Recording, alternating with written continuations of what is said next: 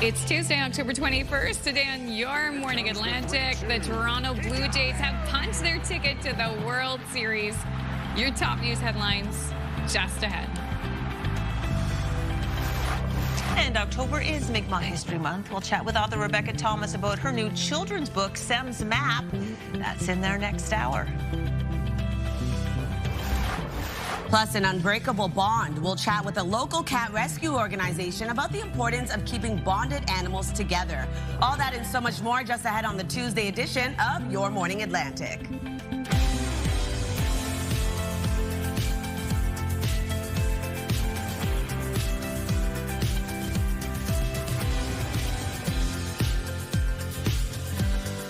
Come on in.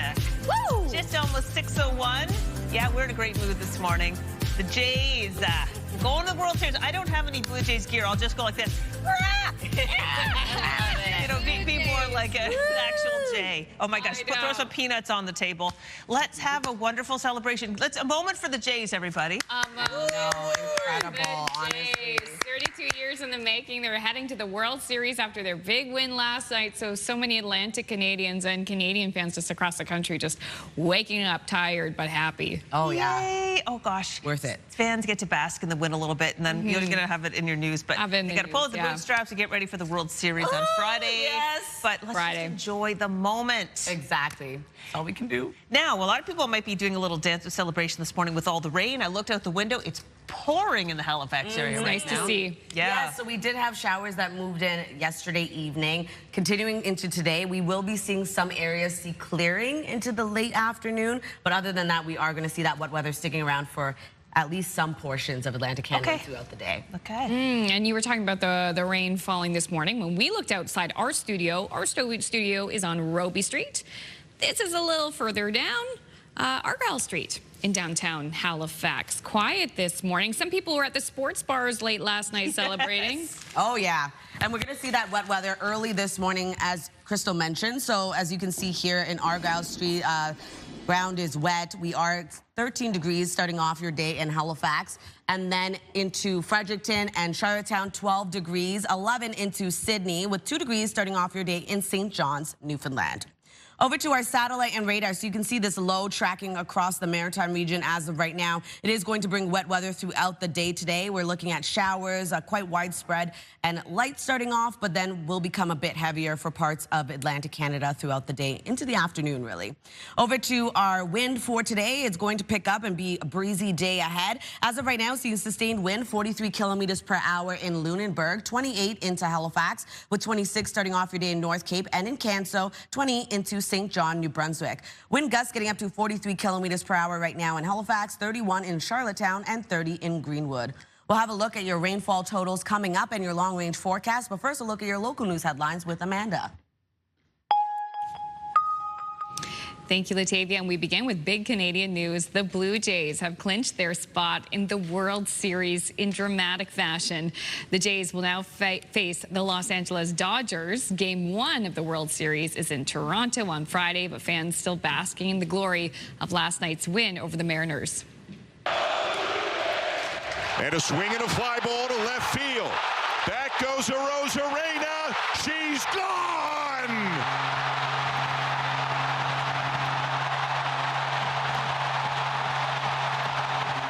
An iconic moment. Fans erupted in celebration after George Springer hit this massive home run in the 7th inning. The Rogers Centre just electric, and the Jays did not look back. Here's the moment Toronto Jays won the game. Here comes the 3-2. He got him!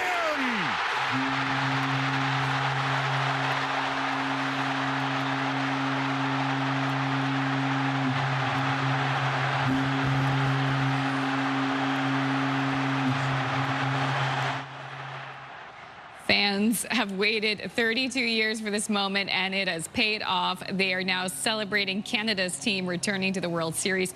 An emotional Vladimir Guerrero Jr. They are savoring that thrilling 4-3 comeback victory against the Mariners. Fans in Toronto also joining the celebrations from the balconies to the streets.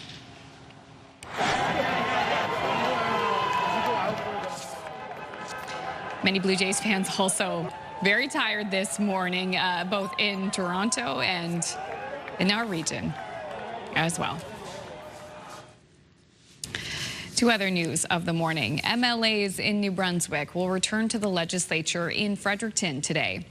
The fall sitting will begin at 1 p.m. with the Lieutenant Governor delivering the government's throne speech. 1 year since her party took office, Premier Susan Holt says her government's promise of change is about to accelerate in its second year, adding their two top priorities, healthcare and affordability, are going in the right direction. We've put the foundations in place. We've gotten some of those initial things set up. Now we really need to get things rolling and see an acceleration of the changes that our team has made. To lay the foundation, to me, says you've got to restructure the way the system is operating. And they haven't restructured anything. New Brunswickers are frustrated because this government promised them everything and have delivered very little in the big promises that they've made.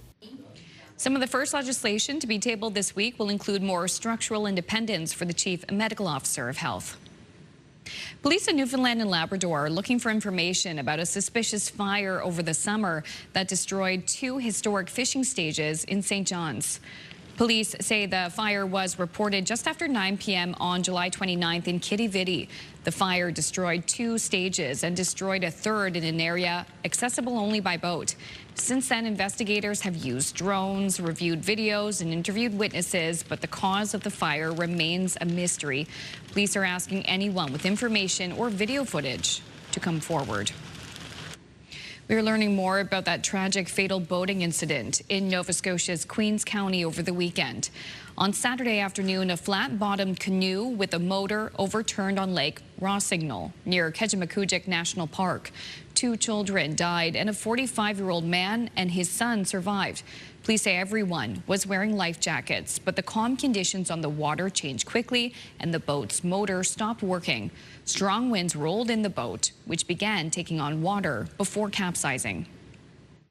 Once the children were in the water and 2 of them were not doing well, they had difficulty breathing, he performed life-saving measures on the children while his son maintained communication on the cell phone. We couldn't seem to locate them with them coordinates. The cormorant was lucky enough to spot them. They were lucky and fortunate enough that they could land on the shore of the island that they were on. So the Sartex that was on board the cormorant started life-saving operations.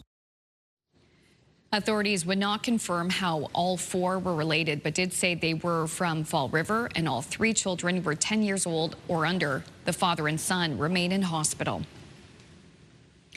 In New Brunswick, police in St. John are investigating an early morning murder in the city. Just after midnight Monday, police responded to a call involving a weapon in the area of Taylor Avenue. Officers found an unconscious 41-year-old man who had suffered serious injuries. He was taken to hospital where he later died. Police are also looking into another incident that happened shortly after 12:30 Monday morning on Foster Thurston Drive. Both incidents are believed to be connected. No arrests have been made. Police are asking those in the area to check security camera footage to see if they captured anyone. Finally, this is quite the sight to see. Zombies took over Santiago's city center in Chile over the weekend.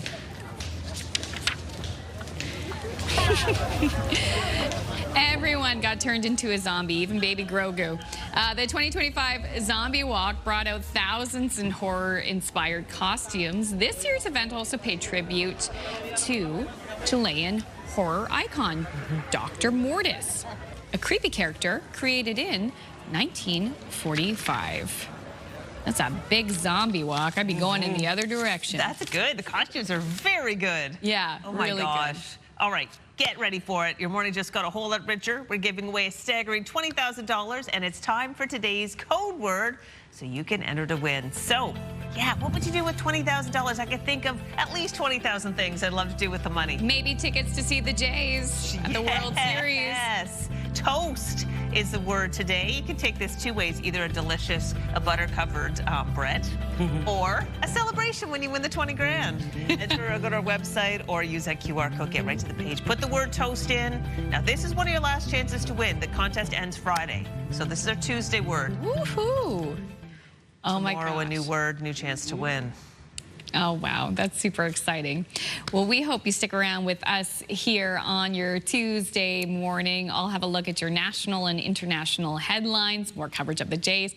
And Latavia will have her first full look at the forecast and the wet weather on the way. It is very quiet in Antigonish this morning. Your full forecast coming up right after this break.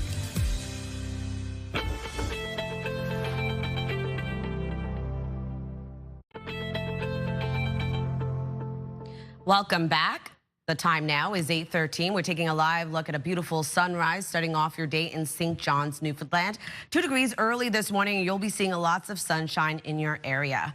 Weather is brought to you by the Atlantic Lottery mobile app. We are seeing another warm start to the day for much of the region.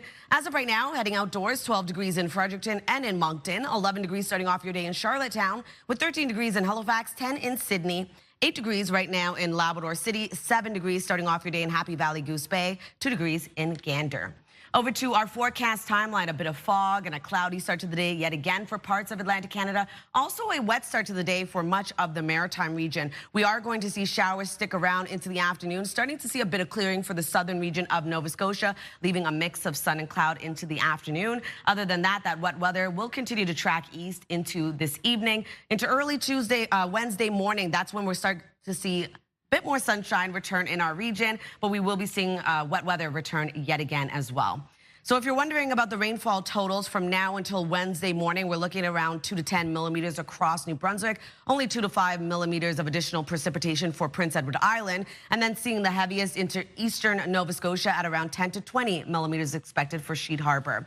Over to Newfoundland and Labrador, going to remain quite light, only seeing around 2 to 5 millimeters for Port aux Basques. Over to our forecast today for New Brunswick. Showers throughout your day today. Highs will range from 12 to 16 degrees, being the warmest into Moncton. Wind picking up out of the southwest, 20 gusting to 40 kilometers per hour. Daytime highs will range from 14 to 16 degrees, being the warmest into Summerside. For Prince Edward Island, looking at showers today, clearing into the late afternoon, leaving a mix of sun and cloud. Wind out of the southeast, 30 gusting to 50. And then for Cape Breton, eastern mainland Nova Scotia, we will be seeing this wet weather throughout your day. A cloudy start to the day for eastern Nova Scotia, and then seeing showers move in later this afternoon. Wind gusts also getting up to 50 kilometers per hour. And then for the rest of Nova Scotia, highs will range from 15 to 17 degrees. Also going to see showers start off your day. Will clear into the late afternoon, starting off into the Tri-County area, leaving a mix of sun and cloud. And then for Newfoundland and Labrador, looking at mainly cloudy skies today, and then showers arriving into Labrador City this evening with a high of 12. 11 degrees into St. John's, Newfoundland. Lots of sunshine throughout your day today. Wednesday's forecast starts off pretty clear, and then increasing cloudiness. We will be seeing showers return for parts of New Brunswick as well as Nova Scotia. And then into early Thursday morning, we're going to see those showers move on to Newfoundland and Labrador, and sunshine returns in the Maritimes. That's a look at your weather forecast. We'll throw things over to Amanda for your national and international news headlines. Thank you, Latavia. Happening now, the Blue Jays have clinched their spot in the World Series in dramatic fashion. The Jays will now face the LA Dodgers. Game 1 of the World Series is in Toronto on Friday, but for now, fans still basking in the glory of last night's win over the Mariners. Here comes the 3-2. He got him!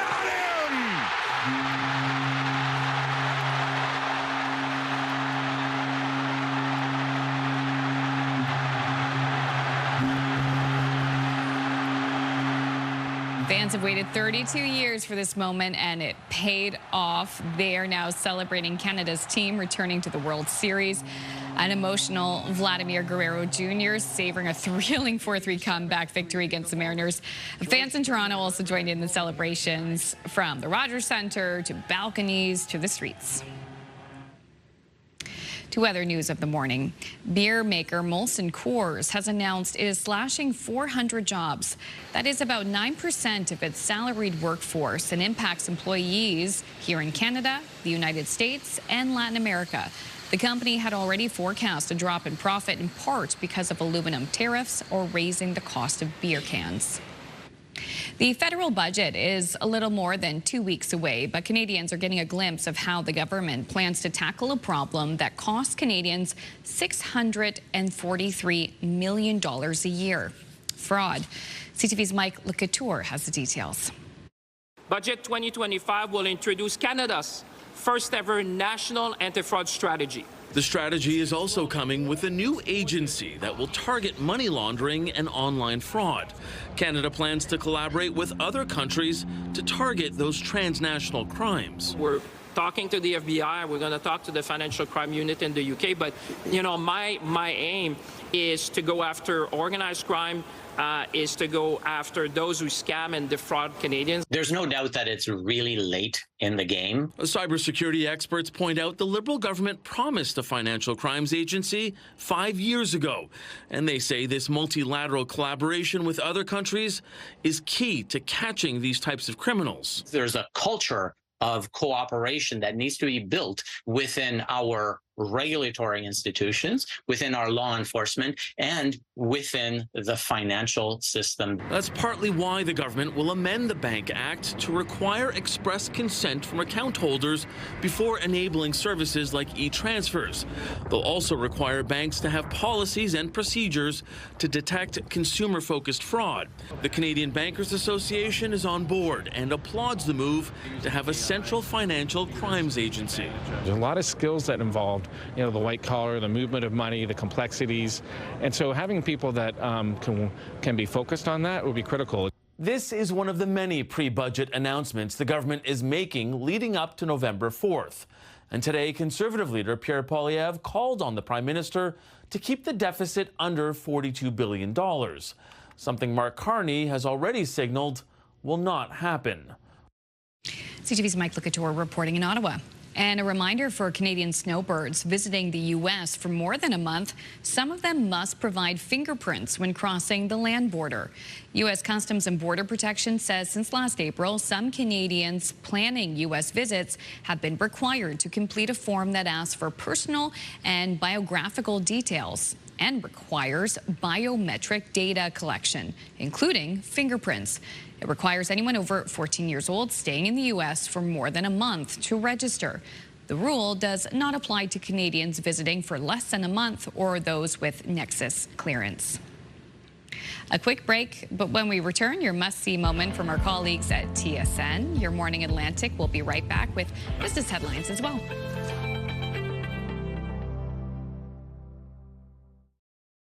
Move Mornings with Aaron and Peter. Weekday mornings on Move 100. The most fun in the morning.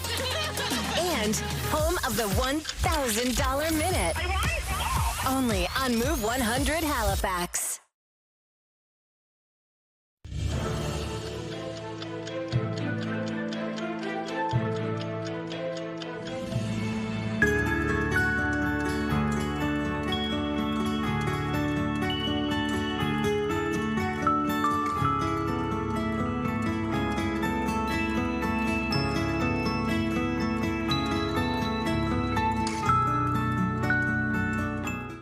Welcome back, 6:23, and time to check in with our friends at TSN Sports Center for today's must-see moment. Welcome inside the Sports Center newsroom. I'm Nikki Reyes with your must-see moment from Monday forward. We head back to the Dome with the Jays trailing by 2 late in Game 7 of the ALCS. And with 2 on for George Springer in the 7th, he delivers in a massive way. A huge 3-run home run to give the Jays the lead. An absolutely incredible moment, leading the Jays back to the World Series for the first time in 32 years. And that is your must-see moment. Tonight on TSN, Shai Gilgeous-Alexander and the Thunder begin their title defense as they open the new NBA season against the Rockets. Tip-off comes your way at 7:30 Eastern, 4:30 Pacific on TSN 1 and 3. That's all from the Sports Center newsroom. Have a great day.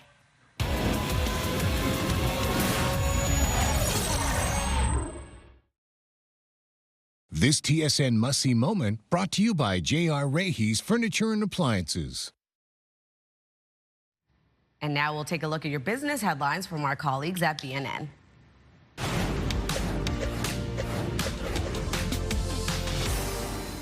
The majority of Canadian goods sent to the U.S. are covered under CUSMA, so they're tariff-free.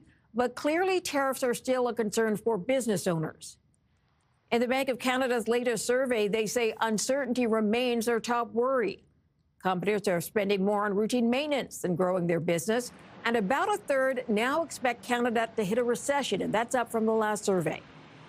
Here are the closing numbers for the day. The Canadian dollar is up to 71.26. West Texas Intermediate crude is down a bit to 57.02. Western Canadian Select is down to 46.29. And the TSX shot up 307 points today to 30,416. Those are your business headlines. I'm Morella Fernandez. Now we'll take a look at the 3-day forecast for New Brunswick, looking at showers throughout the day today with a high of 13 degrees. 14 degrees on Wednesday with wet weather continuing across the province. Then on Thursday, we'll see sunshine return throughout the day, evening showers with a high of 14. For Nova Scotia, wet weather starts off the day, will clear for parts of the province into the afternoon, leaving a mix of sun and cloud with a high of 16. 17 degrees on Wednesday, mainly sunny start to your day. Showers return for Cape Breton, eastern Nova Scotia. And then on Thursday, we're looking at 17 degrees with lots of sunshine, increasing cloudiness into the afternoon, still being left with a mix of sun and cloud. Prince Edward Island looking at 16 degrees today. Showers starting off the day, clearing into the afternoon. On Wednesday, a high of 18 with sunshine into the day, and then in the evening, showers expected.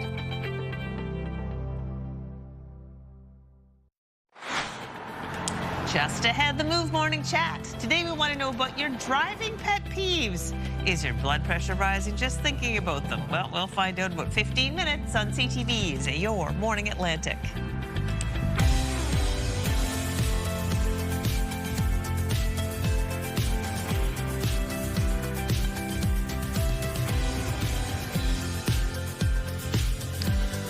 Driving pet peeves, something you're thinking about before heading out later this morning. But first, you're sitting here with us, and we're happy that you are here on this Tuesday morning. And if you stayed up late to watch the Jays game, you are being rewarded. Oh my gosh, seeing that home run too from George Springer, incredible, iconic moment. That must-see moment. We're gonna replay it for you all morning because it's so fantastic. But yeah, a lot of Jays fans this morning, tired, but oh so happy. Maybe an extra cup of coffee or tea this morning. Oh my gosh. Yeah. When I saw the result, I did not stay up. It was too late for me, even though it wasn't that late. And I looked at the result and I just put the phone in my chest and just had a little cry. I was just so happy for the Blue Jays. Happy. And, well, you know, and even if you're not a baseball fan or even a Jays fan, I think you can appreciate that there are so many Canadians who are, and this is a really monumental moment for them to be heading towards the World Series. Fingers crossed for Friday. Yeah. Big job ahead. But you know what? We'll cross that bridge when we get to it in a couple days. Exactly. We're going to talk about weather now. Yeah. And the wet weather, the much-needed wet weather we're seeing across the region. Yes. We'll finally see some more rainfall accumulation from this system a little bit later on. Here's a live look at Moncton. So we are going to expect showers really right across the region today. So just keep that in mind. At one point or another, you will see wet weather. Early this morning, it is a warm start to the day, and temperatures will continue to warm up, remain above seasonal for the most part. 12 degrees starting off your day in Moncton and in Fredericton. 11 degrees early this morning in Charlottetown, a bit warmer in Halifax, starting off the day with 13 degrees. 10 in Sydney, with 8 degrees in Labrador City and 2 degrees into St. John's, Newfoundland. So the Maritimes are seeing showers throughout the day today, and then into the afternoon, we'll see a bit of clearing for southern Nova Scotia, leaving sunshine. Newfoundland and Labrador seeing sunshine throughout the day and showers arriving into the evening. Wind will be breezy today for all three maritime provinces. As of right now, 43 kilometers per hour for sustained wind in Lunenburg, 37 in Halifax with 30 kilometers per hour in North Cape, 26 into St. John, New Brunswick, with 24 into Charlottetown. Wind gusts getting up to 59 kilometers per hour right now in Halifax with 39 in St. John, 33 in Grand Etang. We'll have another look at your long-range forecast just ahead, but first a look at your local news headlines with Amanda. Thank you, Latavia. We begin with good news. The Blue Jays have clinched their spot in the World Series in dramatic fashion. The Jays will now face the LA Dodgers. Game 1 of the World Series is in Toronto on Friday, but fans for now still basking in the glory of last night's win over the Mariners. And a swing and a fly ball to left field. Back goes Arozarena. She's gone!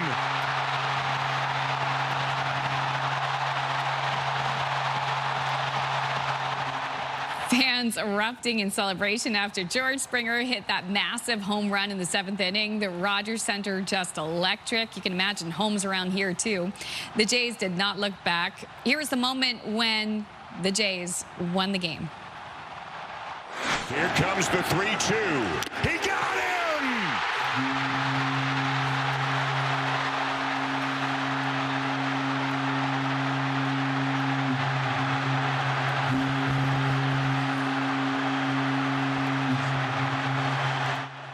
This 32 years in the making. That's an emotional Vladimir Guerrero Jr. savoring that thrilling 4-3 comeback victory against the Mariners.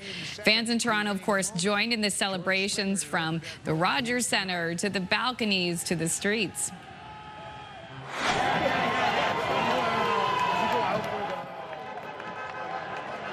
And of course, many Blue Jays fans around here tired this morning, but very happy. Two other news of the morning.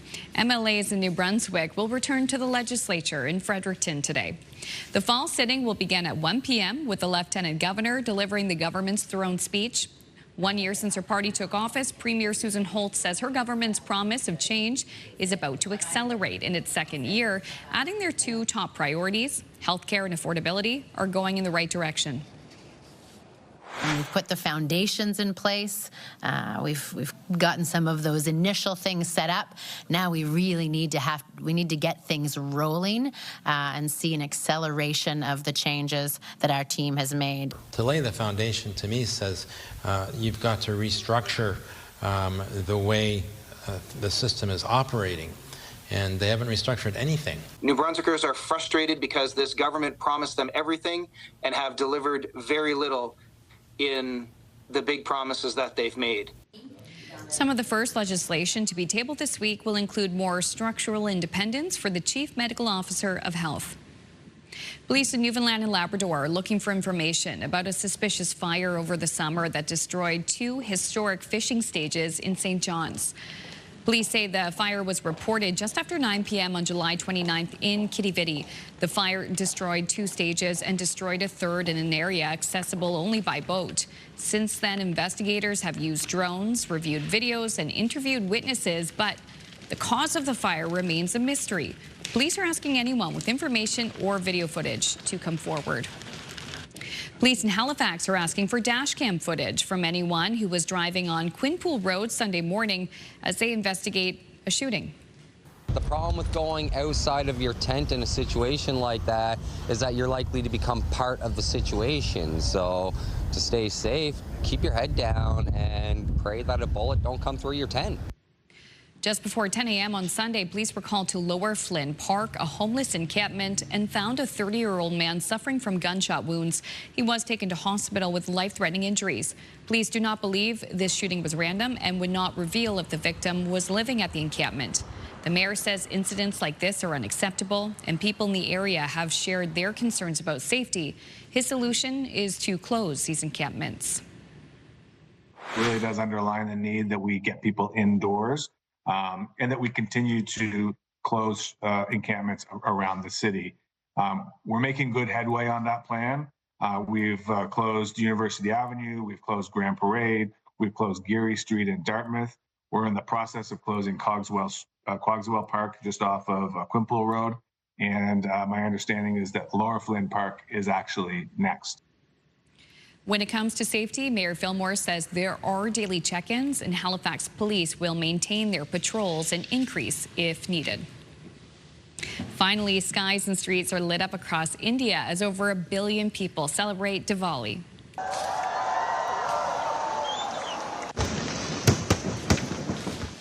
I mean, it is called the Festival of Lights for a reason. This is just a beautiful reason to show you more of the celebrations of the Festival of Lights. We'll just take a moment just to see if people of all ages celebrating. You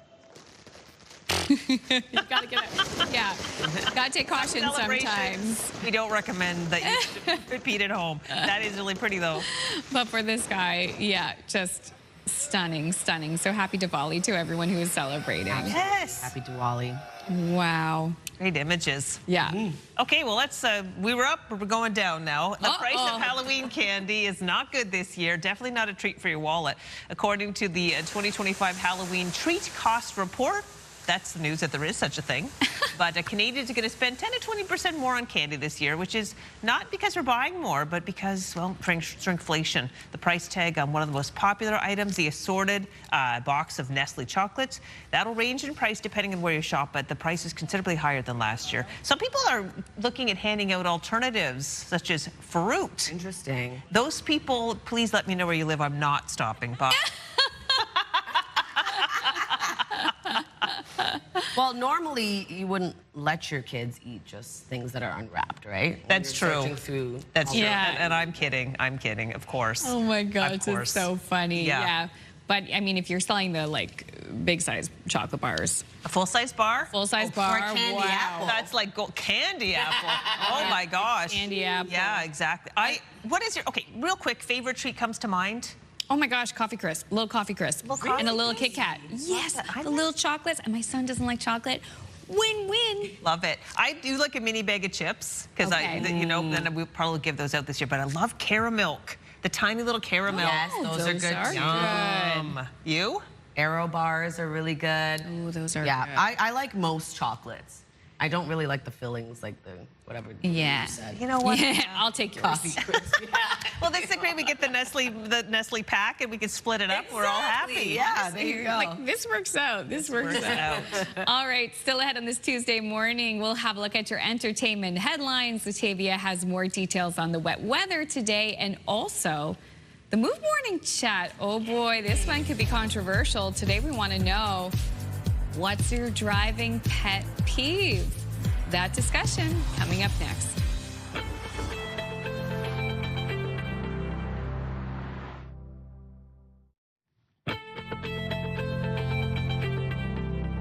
Welcome back. The time now is 6:42. We're taking a live look at Fredericton, starting off at 12 degrees today, so much warmer start to the day, but we are expecting showers across New Brunswick today and many areas across the Maritime, so keep that in mind when you are heading out. Wet weather is either on its way or happening right now.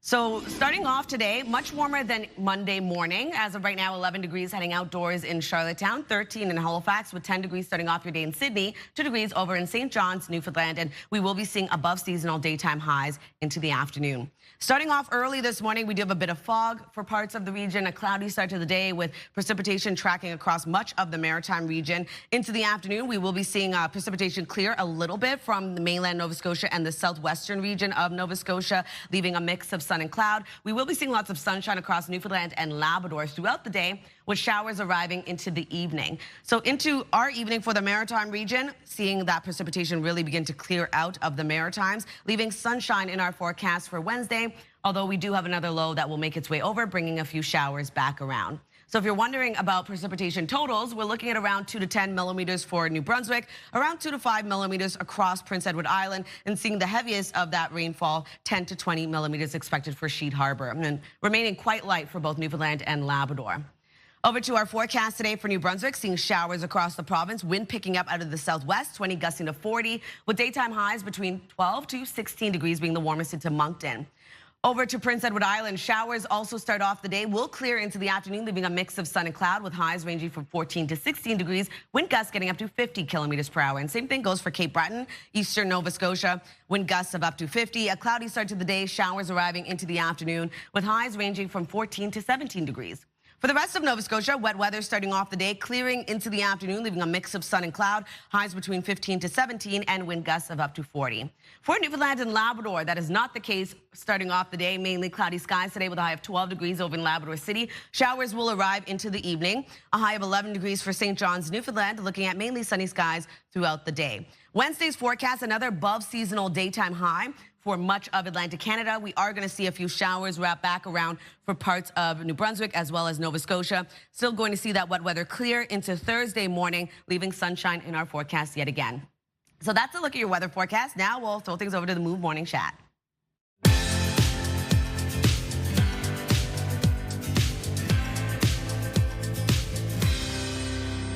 It's the Move Morning Chat with our friends Aaron and Peter in radio. And on this Tuesday morning, we're talking about driving pet peeves. Peter, you have a story for this?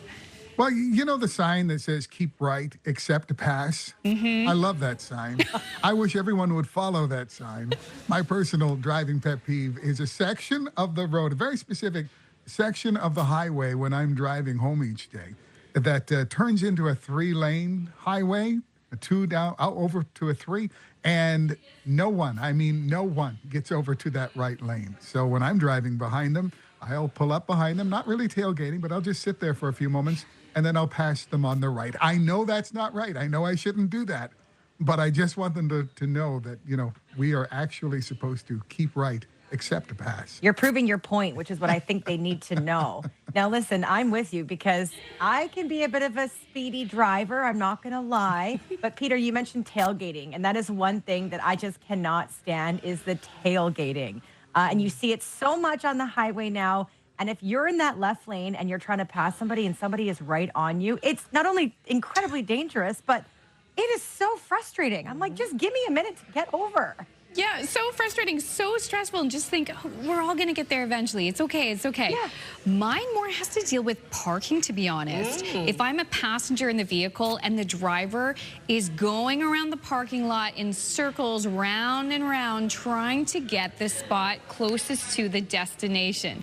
To me, I just feel like it's such a waste of time. Just park, make it easier on yourself. Park in the nice open spot, one of the first ones you find. You don't have to stress, you don't have to waste time, because it's still, even if it's a big shopping mall, it's still not a long walk to the front doors. So that is mine.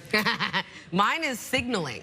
I can't handle when people don't signal and all of a sudden they just start coming over on you. It's like, come on, guys. It's there for a reason. Just give me notice. It's like I feel like I have to drive for everyone else on the road. I'm no longer just driving for myself to make sure no one hits me. Yeah, defensive driving 101. Well, if you are not driving right now, you can text us if you're sitting down. What is your driving pet peeve? Please send us a text at 10400 and we will share your answers later in the show.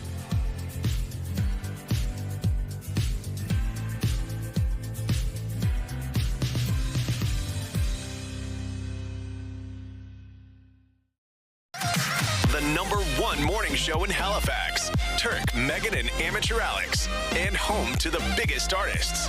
Halifax's #1 hit music station. 101.3 Virgin Radio.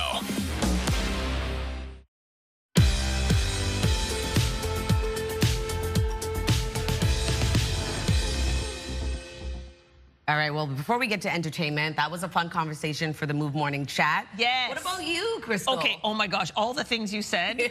I think my pet peeve is my husband knows I don't like when he's speeding. So I'm sitting in the driver's seat when he's driving, and I'm grateful he drives because he drives a lot and does like a lot of the heavy lifting. And, you know, on a long trip, I just have to drive a little bit. Yeah, you get to be the passenger princess. Oh, yeah, super fun.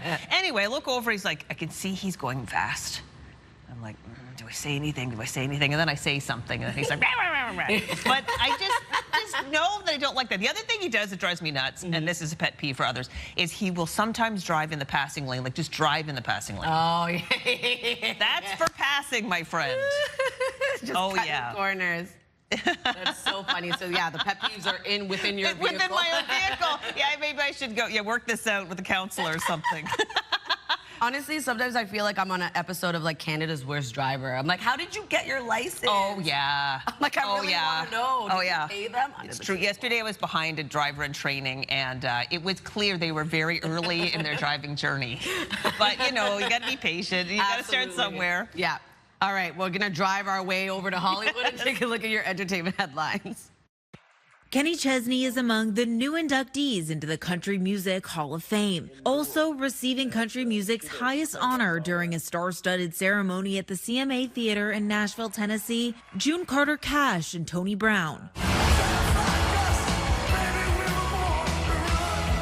Speaking of singers, Jeremy Allen White does his own singing in the upcoming Bruce Springsteen biopic, Deliver Me From Nowhere. And now his recordings are getting their own release. The movie's soundtrack will be released Friday, October 24th, to coincide with the film opening in theaters. A new series centered on the Kennedy family is coming to Netflix. The 8-episode drama titled Kennedy will star Michael Fassbender as Joe Kennedy Sr., patriarch of the powerful political dynasty and father of John F. Kennedy. No word yet on a release date. And happy birthday to reality TV star Kim Kardashian, who turns 45 today. And that's what's happening in Hollywood. Olivia Rubin, ABC News, New York. All right. We're getting to the next story now, and it's a tearjerker. In a good way, though. So we're going to peel back the layers on the onion industry in our region. Yeah, CTV's Mike Lamb takes us to the largest onion processing plant in Atlantic Canada to see how the versatile vegetable makes its way to your table year-round.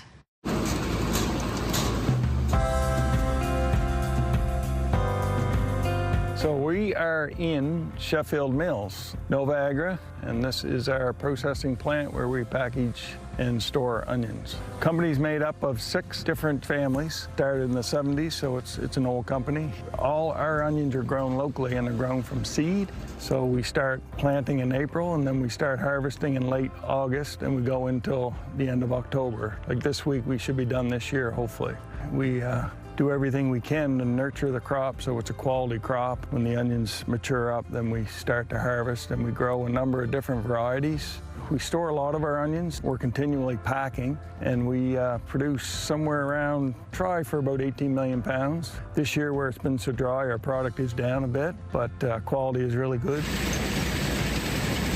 We've invested a fair bit in our packing line where we've got infrared technology, the camera system where we can see every onion. Every onion's weighed, sized. It picks out all the defects where the human eye can't sometimes, especially internal defects. And that has really maintained our quality within the marketplace. We need to have the best quality to give our customers. So this process is one of our outside storages. So we're filling this up. We're coming in from the field now and we're binning these up. So we have 3 farms that produce for Nova Agra, and in total we try to produce around 18 million pounds for the marketplace. That is one of the biggest onion farms in the Maritimes. Next will be up in Ontario or Quebec.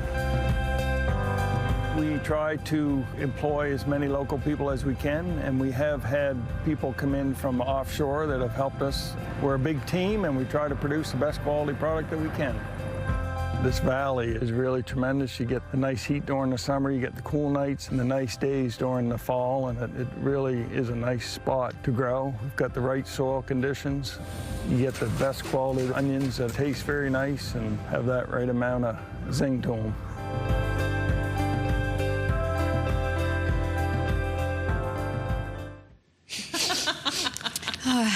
It's a story, and this story too, a lot of Canadians shedding a tear. Canada's only Major League Baseball team's heading to the World Series. It's tears of happiness, by the way.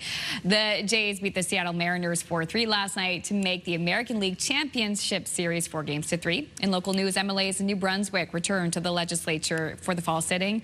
Plus, police in Newfoundland and Labrador are looking for information about a suspicious fire over the summer that destroyed 2 historic fishing stages in St. John's.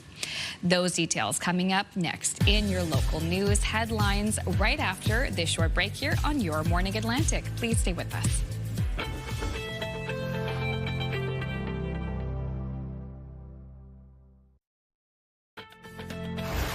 It's Tuesday, October 21st. Today on Your Morning Atlantic, the Toronto Blue Jays have punched their ticket to the World Series. Your top news headlines just ahead. And Sam's Map. We'll speak with author and former poet laureate Rebecca Thomas about her new children's book. That's in about 20 minutes on Your Morning Atlantic.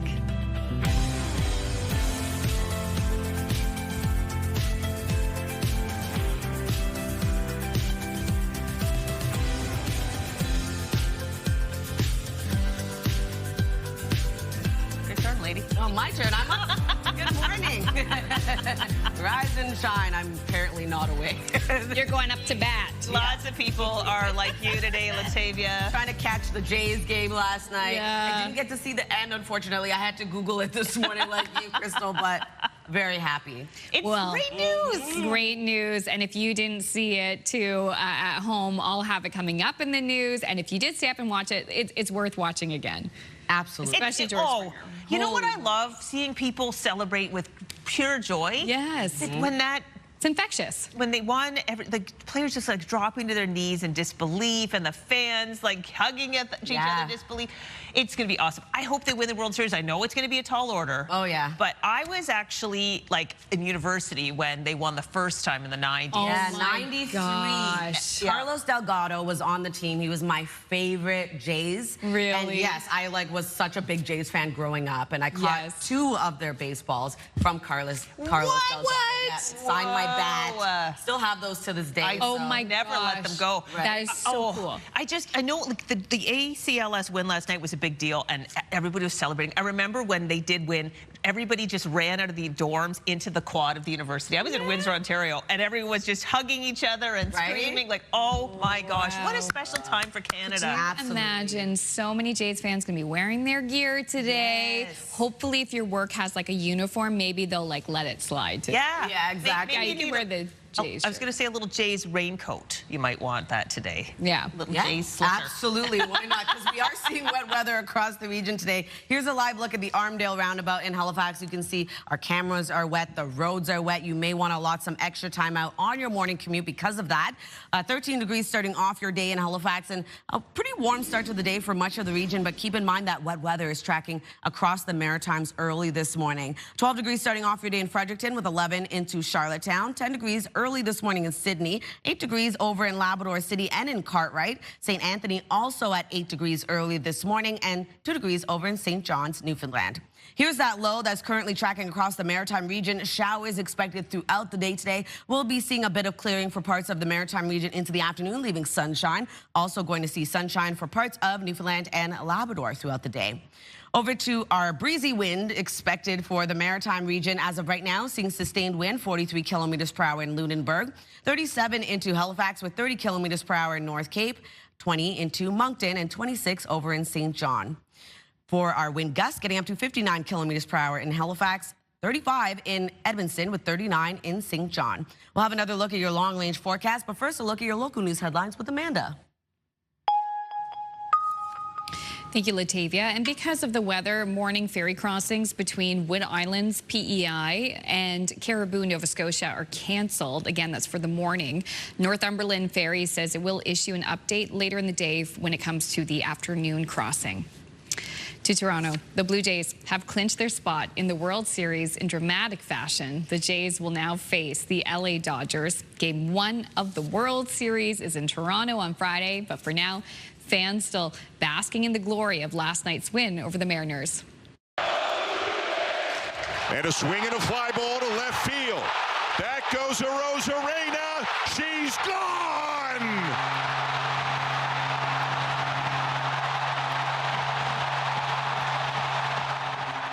That is the moment that really changed the game. Fans erupted in celebration after George Springer hit this massive home run in the 7th inning. Rogers Center, just electric. The Jays did not look back, and here's the moment when they won the game. Here comes the 3-2. He got him!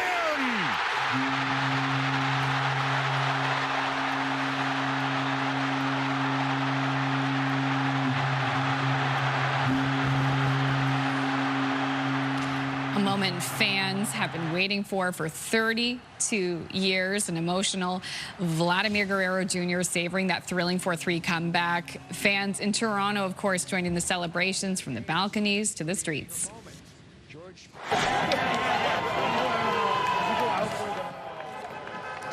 And as you can imagine, many Blue Jays fans very tired, but very happy this morning, both in Toronto, in our region, and across the country. To other news of the morning, MLAs in New Brunswick will return to the legislature in Fredericton today. The fall sitting will begin at 1 p.m. with the Lieutenant Governor delivering the government's throne speech. 1 year since her party took office, Premier Susan Holt says her government's promise of change is about to accelerate in its second year, adding their 2 top priorities, healthcare and affordability, are going in the right direction. We've put the foundations in place. We've gotten some of those initial things set up. Now we really need to get things rolling and see an acceleration of the changes that our team has made. To lay the foundation, to me, says you've got to restructure the way the system is operating. And they haven't restructured anything. New Brunswickers are frustrated because this government promised them everything and have delivered very little in the big promises that they've made. Some of the first legislation to be tabled this week will include more structural independence for the Chief Medical Officer of Health. We're learning more about that tragic fatal boating incident in Nova Scotia's Queens County over the weekend. Saturday afternoon, a flat-bottom canoe with a motor overturned on Lake Rossignol, which is near Ketchimakujik National Park. 2 children died and a 45-year-old man and his son survived. Police say everyone was wearing life jackets, but the calm conditions on the water changed quickly and the boat's motor stopped working. Strong winds rolled in the boat, which began taking on water before capsizing. Once the children were in the water and 2 of them were not doing well, they had difficulty breathing, he performed life-saving measures on the children while his son maintained communication on the cell phone. We couldn't seem to locate them with them coordinates. The cormorant was lucky enough to spot them. They were lucky and fortunate enough that they could land on the shore of the island that they were on. So the Sartex that was on board the cormorant started life-saving operations. Authorities would not confirm how all 4 were related, but did say they were from Fall River, and all 3 children were 10 years old or under. The father and son remain in hospital. Police in St. John are investigating an early morning murder in the city. Just after midnight Monday, police responded to a call involving a weapon in the area of Taylor Avenue. Officers found an unconscious 41-year-old man who had suffered serious injuries. He was taken to hospital where he later died. Police are also looking into another incident that happened shortly after 12:30 Monday morning on Foster Thurston Drive. Both incidents are believed to be connected. No arrests have been made. Police are asking those in the area to check their security camera footage. Police in Newfoundland and Labrador are looking for information about a suspicious fire over the summer that destroyed 2 historic fishing stages in St. John's. Police say the fire was reported just after 9 p.m. on July 29th in Kitty Vidi. The fire destroyed 2 stages and destroyed a third in an area accessible only by boat. Since then, investigators have used drones, reviewed videos, and interviewed witnesses, but the cause of the fire remains a mystery. Police are asking anyone with information or video footage to come forward. Finally, zombies took over Santiago's city center in Chile this weekend. Maybe not the most delicious looking cake I've seen. The 2025 Zombie Walk brought out thousands in horror-inspired costumes, and this year's event paid tribute to Chilean horror icon Dr. Mortis, which is a creepy character created in 1945, and no shortage of creepy characters there. These costumes are good. I mean, you've got Star Wars. Effects are incredible. Yeah. Lord of the Rings, too. Walking Dead. Walking Dead, yeah, absolutely. Ew. Yeah, look at the job on the knitting there. Right? Pan's Labyrinth. The guy that Amanda was talking about yesterday, Pan's Labyrinth. The Pan's Labyrinth. Creepy. Yeah. Oh, yeah. People are so creative. Oh, yeah. I love a good festival. Let's look at another one. Let's do it. In this case, they're counting sheep in Spain's capital as thousands flock through the streets for this very special festival. The sheep were led by shepherds who were retracing ancient herding routes once used to move livestock from northern pastures to southern grazing lands. The tradition has been happening in Madrid for many years, and it's meant to honor and celebrate the country's agricultural heritage. But look at them all. I've been to Madrid. Whoa. She busy. So the fact that they would let the streets be opened up to sheep, that was a special day. Adorable. I love all the ding-donging of the bells on the sheep, too. Right? Oh, gosh. So cool. Wow, that is so cool. Wouldn't want to be the person with the broom. No, that was a lot of poop on the ground. I noticed that, yeah. I wasn't going to say it first. But. Oh, no, they think of that. They've got people. They've got people for that. They've got people for that. Okay, still ahead, I'll have a look at your national and international news headlines. And right after the break, Latavia will have another full look at the Tuesday forecast. It is certainly not ski season yet, at least not for a while over here in PEI. But we do have rain. Those details coming up.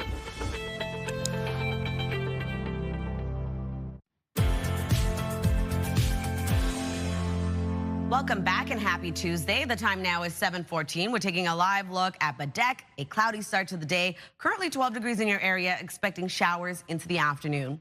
Weather is brought to you by the Atlantic Lottery mobile app, and not a bad start to the day, although a wet one for parts of the region. As of right now, 12 degrees early this morning in Fredericton, with 11 degrees starting off your day in Charlottetown, 13 degrees in Halifax with 10 starting off your day in Sydney, 8 degrees over in Labrador City with 6 degrees starting off your day in Happy Valley Goose Bay, 3 degrees over in St. John's, Newfoundland. We do have a bit of fog early this morning for parts of Atlantic Canada, a cloudy start to the day for most. We are going to see wet weather track across the maritime region today, seeing showers. So keep this in mind if you are headed out early this morning. You may want to allot some extra time out on your morning commute. Into the afternoon, we'll see a bit of clearing for mainland Nova Scotia and the southern region, leaving a mix of sun and cloud. Also going to see mainly cloudy skies for the most part for Labrador. Not seeing the wet weather making its way over there just as yet. And for Newfoundland, looking at sunshine across much of the province today. And then into the evening and overnight hours, that's when we start to see the system move east, clearing out of much of the maritime region, starting to make its way over to Newfoundland and Labrador, taking us into early Wednesday morning. We do have a sunny day ahead for the most part, but we're also going to see showers return into the evening. So for our rainfall outlook, looking from now till early Wednesday morning, we're expecting around 2 to 10 millimeters for parts of New Brunswick, only 2 to 5 millimeters across Prince Edward Island, seeing the heaviest of the rainfall situated in Sheet Harbor at around 10 to 20 millimeters, and pretty light for our rainfall totals for both Newfoundland and Labrador.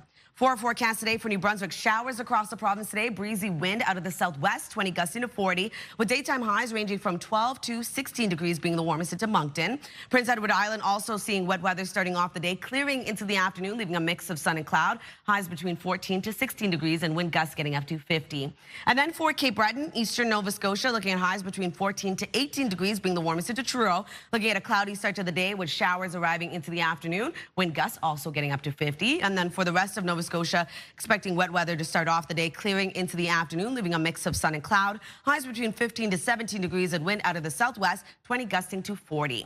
For Newfoundland and Labrador, seeing dry conditions over there, 12 degrees for Labrador City, mainly cloudy skies, showers arriving into the evening. And for St. John's, Newfoundland, looking at a high of 11 degrees today with mainly sunny skies throughout the day.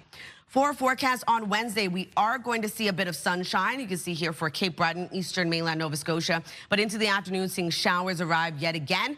And for Newfoundland and Labrador, also going to see wet weather starting off the day for Thursday, and sunshine returning across the maritime region in our Thursday forecast. So that's a look at your weather forecast. We'll throw things over to Amanda for your national and international news headlines.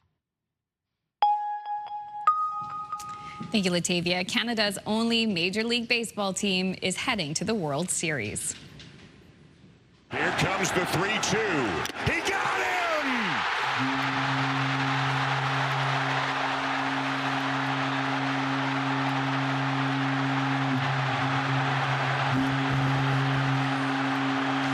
The Toronto Blue Jays beat the Seattle Mariners 4-3 last night to take the American League Championship Series 4-3. The Jays trailed for most of the game until they got that 3-run home run from George Springer in the 7th inning that put them ahead for good. Montreal-born Jays slugger Vladimir Guerrero Jr. won the AL Championship Series MVP. The Jays will face the defending champion LA Dodgers in the World Series, beginning with games 1 and 2 Friday and Saturday night in Toronto. The federal budget is a little more than 2 weeks away, but Canadians are getting a glimpse of how the government plans to tackle a problem that is costing Canadians $643 million a year. Fraud. CTV's Michael Couture has the details. Budget 2025 will introduce Canada's first ever national anti-fraud strategy. The strategy is also coming with a new agency that will target money laundering and online fraud.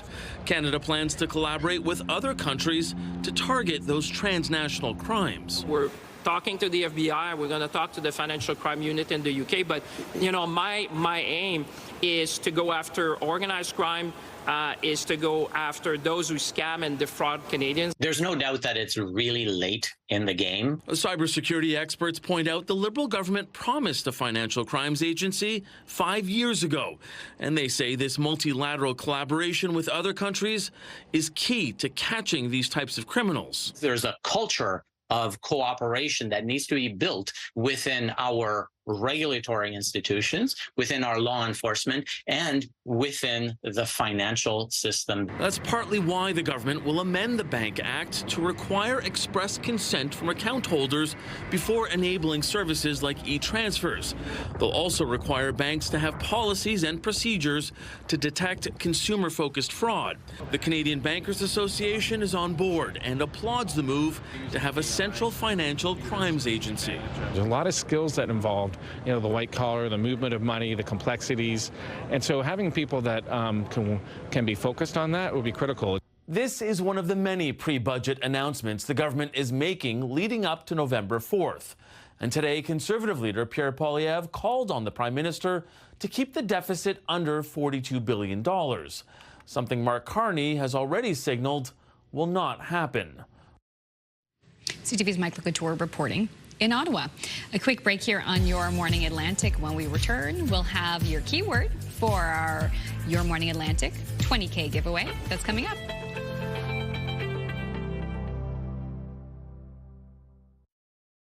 Move Mornings with Aaron and Peter. Weekday mornings on Move 100. The most fun in the morning. And home of the $1,000 minute. Only on Move 100 Halifax. Here's your reminder. We are giving away $20,000. It's time for today's code word, and that code word is toast. Head over to the contest page on ctvatlantic.ca, or you can scan the QR code on your screen. Enter toast along with your info for a chance to win $20,000. We'll have a new code word tomorrow. Good luck. Now we'll throw things over to Crystal. Thanks, Atavia. 7:23. And October is Mi'kmaq History Month in Nova Scotia, and an important time to promote learning and awareness for people of all ages.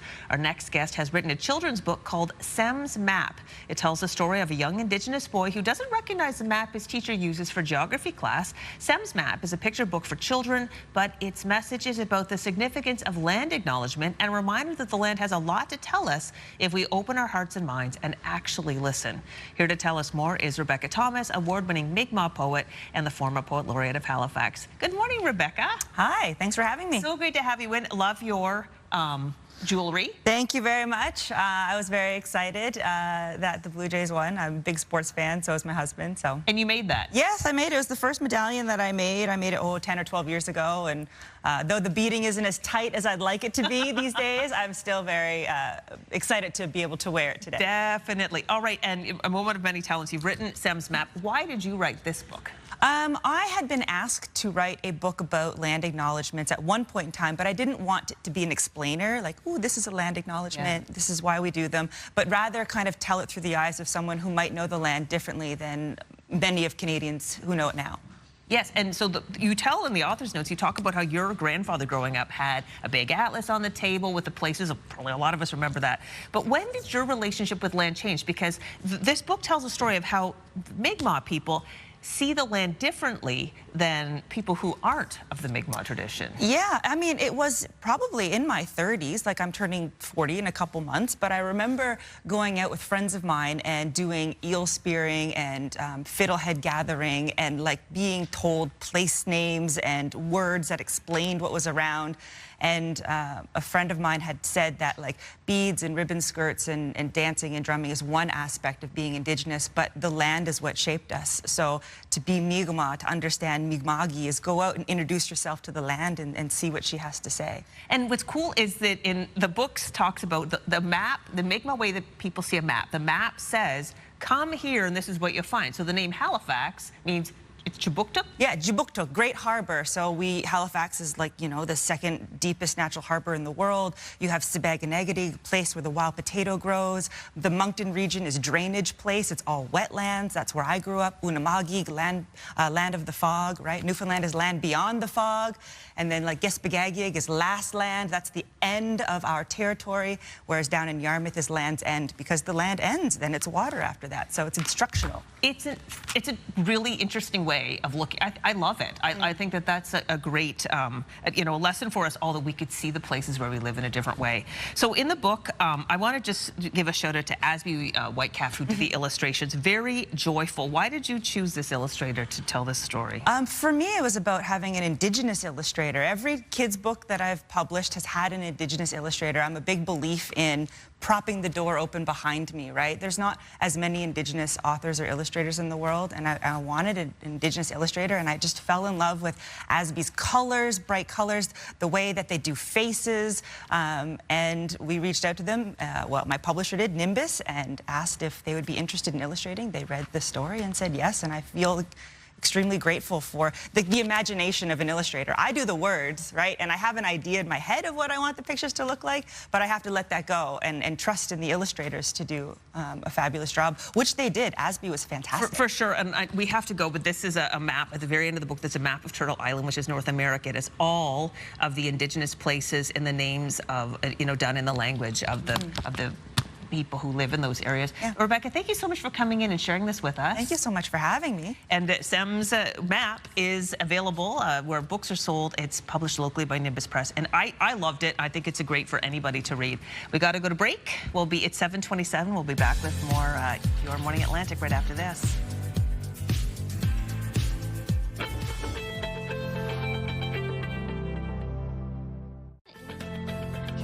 Coming up, an entrepreneur with range, from pampering pups at a luxury doggy daycare to glamming up hands with press-on nails. From barking to bling, we'll have those details coming up on the Tuesday edition of Your Morning Atlantic.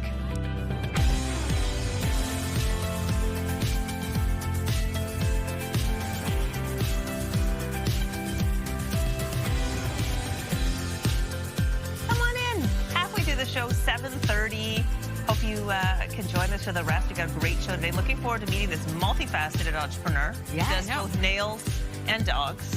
He's got you covered. Really interesting. Also, if you missed my interview with Rebecca Thompson with Sem's Map, really a joy to chat with Rebecca. She's today. incredible. Super interesting book about the way Indigenous people name the place. And she was saying that all Indigenous names are super instructional. She said the difference between hare and rabbit was one is it jumps for, the other it's good for eating.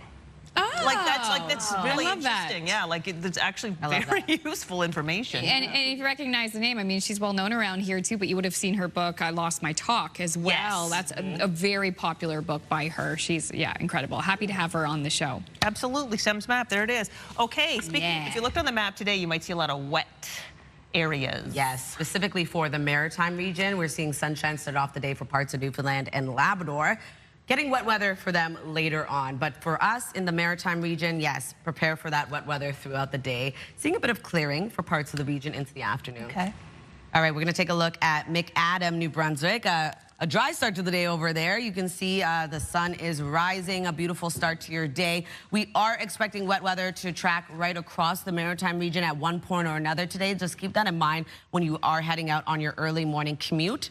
As of right now, it's pretty warm starting off the day for this Tuesday morning. 12 degrees early this morning in Fredericton, 11 degrees starting off your day in Charlottetown with 13 in Halifax, 10 in Sydney, 3 degrees over in St. John's, Newfoundland. Here's a look at your satellite and radar. That green on our map indicating showers across the Maritime region will be making its way east in towards this afternoon and evening. Over to our current wind for the Maritime region. It's going to be a breezy day ahead. As of right now, seeing sustained wind, 39 kilometers per hour in Lunenburg, 37 into North Cape with 33 in Halifax. Wind gusts getting up to 57 kilometers per hour in Halifax, Lunenburg rather, 50 in Halifax and 43 in Truro. We'll have another look at your rainfall outlook coming up, but first a look at your local news headlines with Amanda. Thank you, Latavia. And because of the weather, morning ferrying crossings between Wood Islands, PEI, and Caribou, Nova Scotia are canceled. Northumberland Ferry says it will issue an update later in the day for the afternoon crossing. Meantime, the Blue Jays have clinched their spot in the World Series in dramatic fashion. The Jays will now face the LA Dodgers. Game 1 of the World Series is in Toronto on Friday, but right now fans still basking in the glory of last night's win over the Mariners.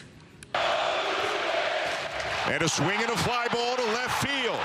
Back goes Arozarena. She's gone!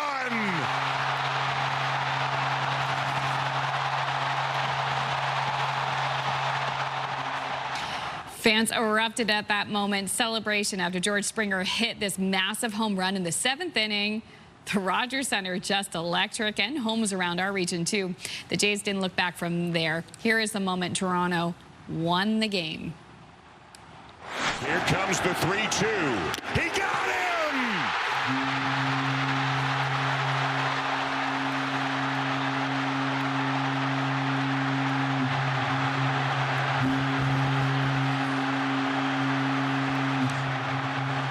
It's a moment Jays fans have been waiting 32 years for. Fans in the Rogers Center and outside in Toronto and across the country took to the streets to celebrate.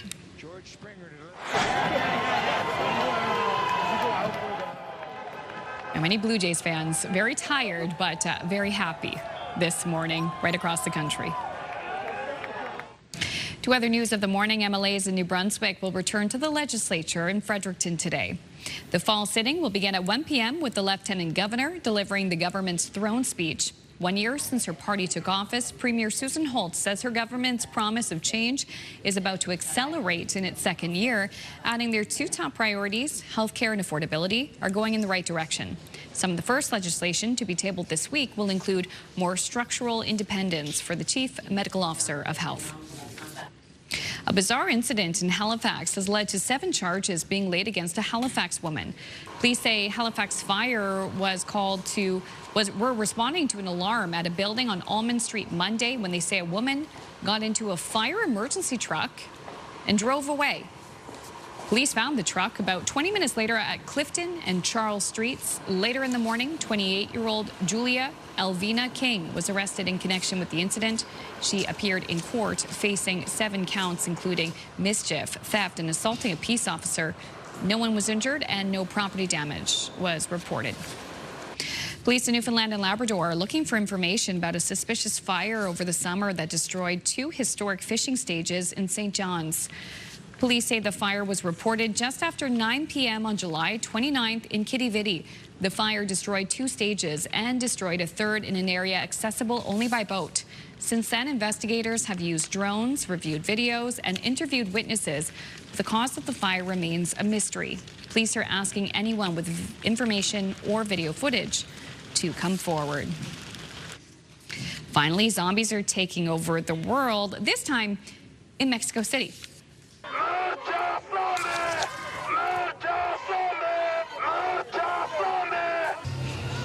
See, like, Thriller, dun, dun, dun. Yeah, thousands of zombie enthusiasts. No, oh yeah. Just stop just the show show this. Watch, it's so good. They're on it. Oh, yes. And then back to the masks. Yeah, I know. Special dance for Michael Jackson's Thriller.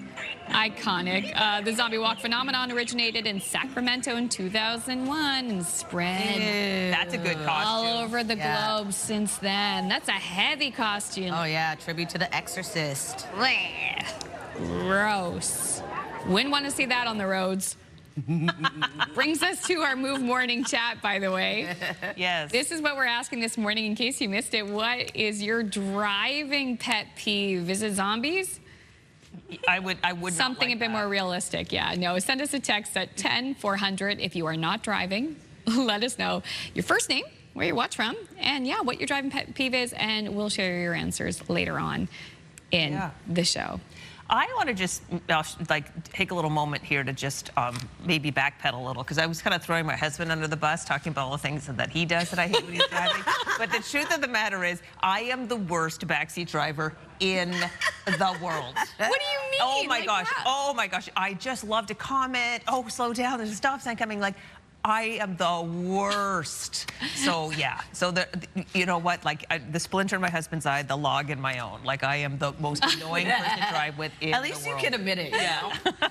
Oh my gosh, that's funny. I mean, that's part of that's the first step, is just admitting. Exactly. And then moving forward. I need a support group. Yeah. Okay.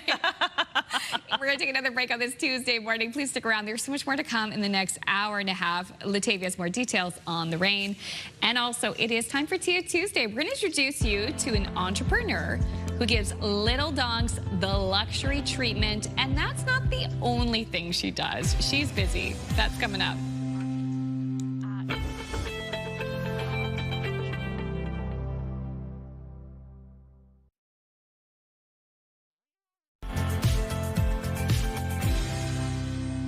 Welcome back and happy Tuesday, Atlantic Canada. The time now is 7:43. We're taking a live look at Port de Grave. Lots of sunshine throughout your day today, mainly sunny skies with a high of 18 degrees today, but as of right now, 3 degrees as you head outdoors and a bit of a foggy start to the day. We are going to see temperatures really warm up a little bit later on, above seasonal daytime highs for much of the region. But starting off this morning, another warm start to the day as we saw yesterday, but even warmer into this morning. So currently we're going to see 12 degrees starting off your day in Fredericton. We're going to head over to our current temperatures. There we go. 11 degrees starting off your day early this morning in Charlottetown, with 13 in Halifax, 10 degrees early this morning in Sydney, 8 over in Labrador City, and 3 degrees also into St. John's, Newfoundland. Over to our forecast timeline, a bit of fog early this morning and a cloudy start to the day for much of Atlantic Canada, although we are going to see a bit of more sunshine for Newfoundland and parts of Labrador today. We do have this low that's tracking across much of the maritime region, bringing showers throughout your day. Into the afternoon, we will start to see a bit of clearing for parts of Nova Scotia, leaving a mix of sun and cloud, and this low pressure system will make its way over to Newfoundland and Labrador into this evening, starting to really clear out of the maritime region. If you're wondering about rainfall totals from now until early Wednesday morning, we're looking at around 2 to 10 millimeters for New Brunswick, only 2 to 5 millimeters across Prince Edward Island, seeing the heaviest of that precipitation, 10 to 20 millimeters for Sheet Harbor, and light amounts for Newfoundland and Labrador. So we're looking at precipitation throughout your day today for New Brunswick. Wind also picking up out of the southwest, 20 gusting to 40 kilometers per hour, with daytime highs between 12 to 16 degrees being the warmest into Moncton. Highs between 14 to 16 degrees as well across Prince Edward Island. Showers starting off your day into the mid to late afternoon, seeing clearing, leaving a mix of sun and cloud. Wind gusts getting up to 50. And then for Cape Breton, eastern Nova Scotia, highs between 14 to 18 degrees and cloudy skies today. Showers into the afternoon with wind gusts of up to 50. And then for the rest of Nova Scotia, seeing showers early this morning. That will clear into the afternoon, leaving a mix of sun and cloud. Highs between 15 to 17 degrees and wind gusts of up to 40. And then for Newfoundland and Labrador, looking at some dry conditions today, mainly cloudy skies with a high of 12 degrees in Labrador City. Showers arriving into the evening hours, and then a high of 11 degrees in St. John's, looking at mainly sunny skies throughout your day. Wednesday's forecast, although we will be seeing a bit of sunshine yet again for parts of the region, also seeing another low tracking across, bringing showers yet again for parts of the maritime region. And then into early Thursday morning, we'll see precipitation for both Newfoundland and Labrador. And then for the maritime region, seeing sunshine return, Crystal. Thanks, Octavia. 7:45 now, and time for Tia Tuesday. Today, we're highlighting an entrepreneur who owns, well, 3 different businesses in Halifax. We'll find about the third in a second. One is a small daycare for small dogs. The second is Press on Nails. So joining us this morning is Sunny Day, owner of Petite Urban Pooch and founder of Sarah Co. Press on Nails. And of course, our friend Tia Upshaw, CEO and founder of Black Women in Excellence. Thanks for coming in, you two. Thank you for having me. Of course. All right, so Sunny, you have 3 businesses now. So let's talk about the first one, Petite Urban Pooch. It's been a decade in the making? Yes, so Petite Urban Pooch has proudly served Halifax for the past 10 years. Wow. It's a doggy daycare, grooming, and a photo studio for dogs under 35 pounds. Wow, what got you into the business of catering to small dogs? I pretty much grown with all small dogs around me, so I have built a deep understanding of small dog behavior and their needs. Yes, I've heard small dogs can be small in size but big in personality. Is that true? Yeah, small dog, big energy. Fantastic. Well, I'm sure it takes a very special person to manage small dogs. That's fantastic. All right, we're showing images right now. What would be, of the 10 years that you've been working, what would be kind of the #1 thing that stands out to you, maybe that surprised you about having a small dog business? Yeah, so sustainability is almost everything that we do, focusing on the sustainability. So we have upgrade to the online invoicing system and eco-friendly smart lighting system. And there's a fun fact. We actually reused the disposable lunch bag parents brought in for their purchase. Really? We got a second life as a poop bag. Well, there you go. Oh, I like that. Yes. It's a small fun fact, yeah. Tia, how did you cross paths with Sunny? Ice Hands. To be quite honest, it's through Ice Hands. Sunny was just telling me back in the green room that she seen me at Wonder Woman and then, you know, be on the runway, but it's been Ice Hands. And she recently just won an award with Ice Hands, and I was one of the judges. So when I was saying to her, because I already knew her, I was hoping that my rubric score wouldn't be a bias. But then when the other judges brought their numbers in, unanimously, she was the winner. Yeah. Well, it's clear that you do have business acumen. She does. You are running this is the Petite Urban Pooch, but you also have the press-on nail business. Yeah. So, and a third business. So we'll be able to reveal. We'll just let these images go. This is the jewelry line. Maybe to speak about the jewelry line, Sunny. What's going on with that? Yeah. So with the press-on nails, it has been in the market for the past 2-3 years, I have a background in fashion. I hold a master's degree in fashion back to the UK. Girl. So I'm very into design and creativity. So this is my new jewelry line, which I'll be launching in the market in the following years. Oh, great. So why don't you just, when we come out of images, you can hold up your hand and we'll hopefully Don't show mine. Don't show mine. See, you can see the ring. Yeah, just stay still there for a second. There's rings in your hand. Those are the nails, too, which are absolutely beautiful. Just gorgeous. And then the jewelry, is it rings entirely, or earrings, jewelry, necklaces? The ring will be the focus. Okay, perfect. You're gorgeous. Well, there you can show off your nails. The nails are beautiful. Do you buy the whole set of nails, but do you make them special by putting the shellac on it, or do you do the whole thing? It's actually basically you get the plain nail tips. Yeah. And you do all the paintings on the top of it using the high quality gel polish, same as a salon, and a layer of hard gel. So they're strong enough for multiple use. Yeah, and I actually put the nails on today on my way here in the car. Hold your hands up again. That we'll catch. Like, look at those. How beautiful they are. Oh my gosh. I'm jealous, Sunny. I'm jealous. Sure. And then the jewelry business, wonderful. Okay, so where can we find out more about your businesses? So now the jewelry line will also be under Serico press-on nails. Okay. So right now, we're showcasing our work and service at different pop-up markets.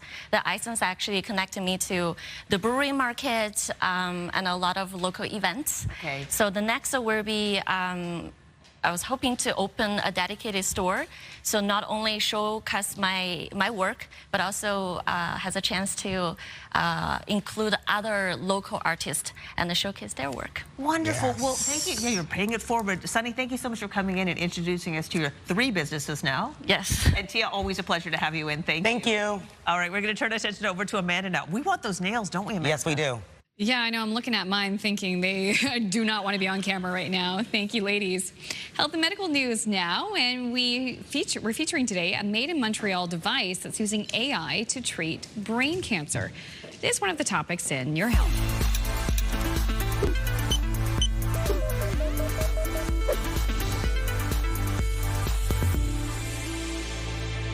Montreal is home to a major medical advancement. A new tool is using AI to help detect cancer in the hopes of offering a better prognosis. Dr. Kevin Petreka is a surgeon at the Montreal Neurological Institute Hospital. He's also the founder of Sentry, a handheld device used during surgery that differentiates cancerous tissue from healthy tissue. 98.7% of the time, if it says it's tumor, it's tumor. And equally, or maybe even more importantly, if it says normal brain, it's normal brain 100% of the time.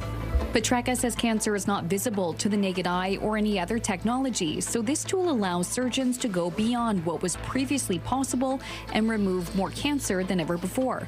According to Petreka, using this device during surgery can extend a patient's life 2 to 5 times longer than expected. It's been most commonly tested during brain surgery, but can also be used to detect cancer in other parts of the body, like the breast and lungs. Hundreds of patients have been involved in clinical trials. The next step for Sentry is to be FDA approved, with a trial scheduled in the spring. Finally, another medical tech will soon be accessible to more Canadians. This device allows doctors to see inside the brain's blood vessels in high resolution and in real time. It's called the Vena Microangioscope, and it's been used so far for 40 procedures. The device was developed in Kitchener and has now been licensed by Health Canada. This means it's now available for clinical use across the country.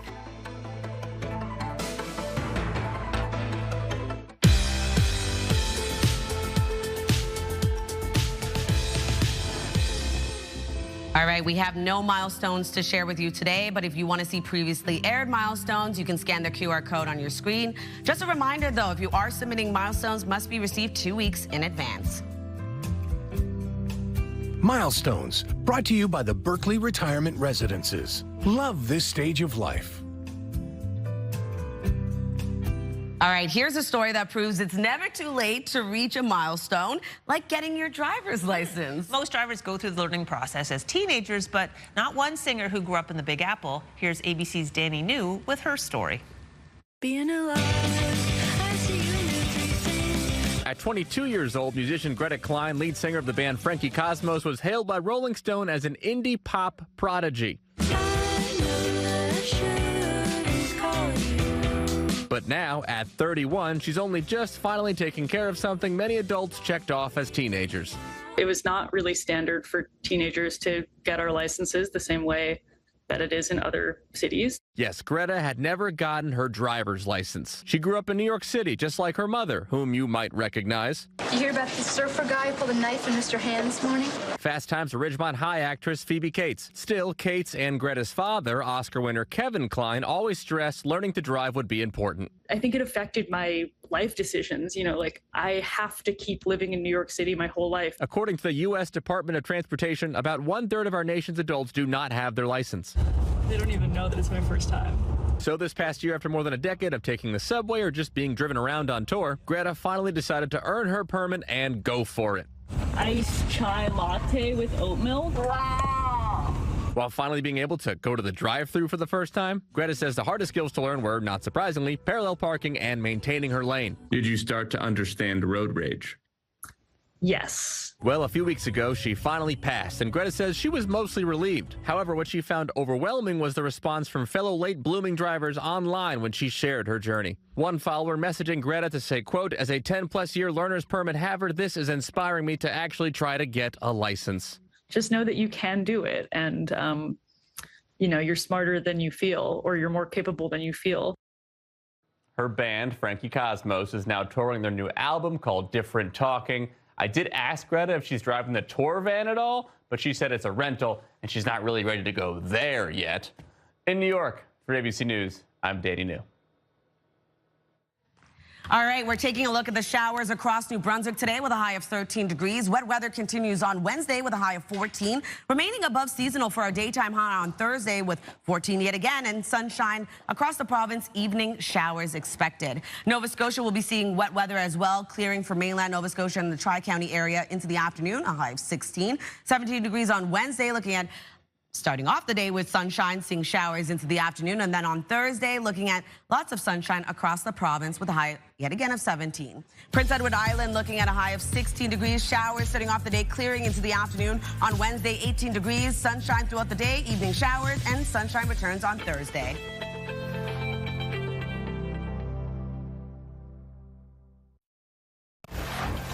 Tuesday, October 21st. Today on your Morning Atlantic, the Toronto Blue Jays have punched their ticket in dramatic fashion to the World Series.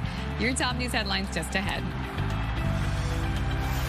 And keeping bonded cats together. We'll chat with the founder of a local cat rescue about why adopting bonded pairs is a good idea for the cats and you. That's in Pet Talk. All of that coming up shortly on your Morning Atlantic.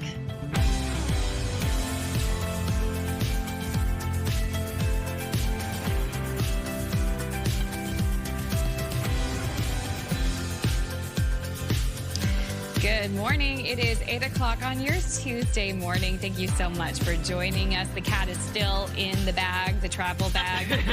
That is. We'll be talking about bonded pairs in Pet Talk coming up in just a few minutes. And we have many more surprises, too, ahead in the last hour of your Morning Atlantic. Yeah. Oh, yeah, it's going to be a great hour. Yeah, jam-packed hour. So with that being said, let's get to weather. It was raining quite heavily in the Halifax area. Yeah. Yeah, when we were driving to work, not so much. And then when we got here into the studio, all of a sudden it was pouring, cats and dogs outside. You are going to see that wet weather right across the Maritime region, as you can see here from our live eye over in Moncton. Keep this in mind when you are heading out on your morning commute, and grab your rain gear, lots of extra time out on the roads. As of right now, 12 degrees in your area and quite a warm start to the day for much of the region. 12 degrees also starting off your day in Fredericton, 11 over in Charlottetown, 13 in Halifax with 10 in Sydney, 4 degrees over in St. John's. As of right now, you can see here that green indicated on our satellite and radar tracking across much of the maritime region. We are going to see clearing into the afternoon, leaving a bit more sunshine and seeing sunshine starting off your day for parts of Newfoundland and Labrador. A breezy wind expected for all 3 maritime provinces. As of right now, 39 kilometers per hour in Lunenburg, 37 into North Cape, 28 kilometers per hour in Truro with 26 in Halifax. Wind gusts getting up to 57 this morning in Lunenburg, 43 in Truro, and 39 in Halifax. We'll have another look at your long-range forecast just ahead, but first a look at your local news headlines with Amanda. Thank you, Latavia. Because of the weather, morning ferry crossings between Wood Island's PEI and Caribou, Nova Scotia are canceled. Northumberland Ferries says it will issue an update later in the day for the afternoon crossing. Canada's only Major League Baseball team is heading to the World Series. Here comes the 3-2. He got him!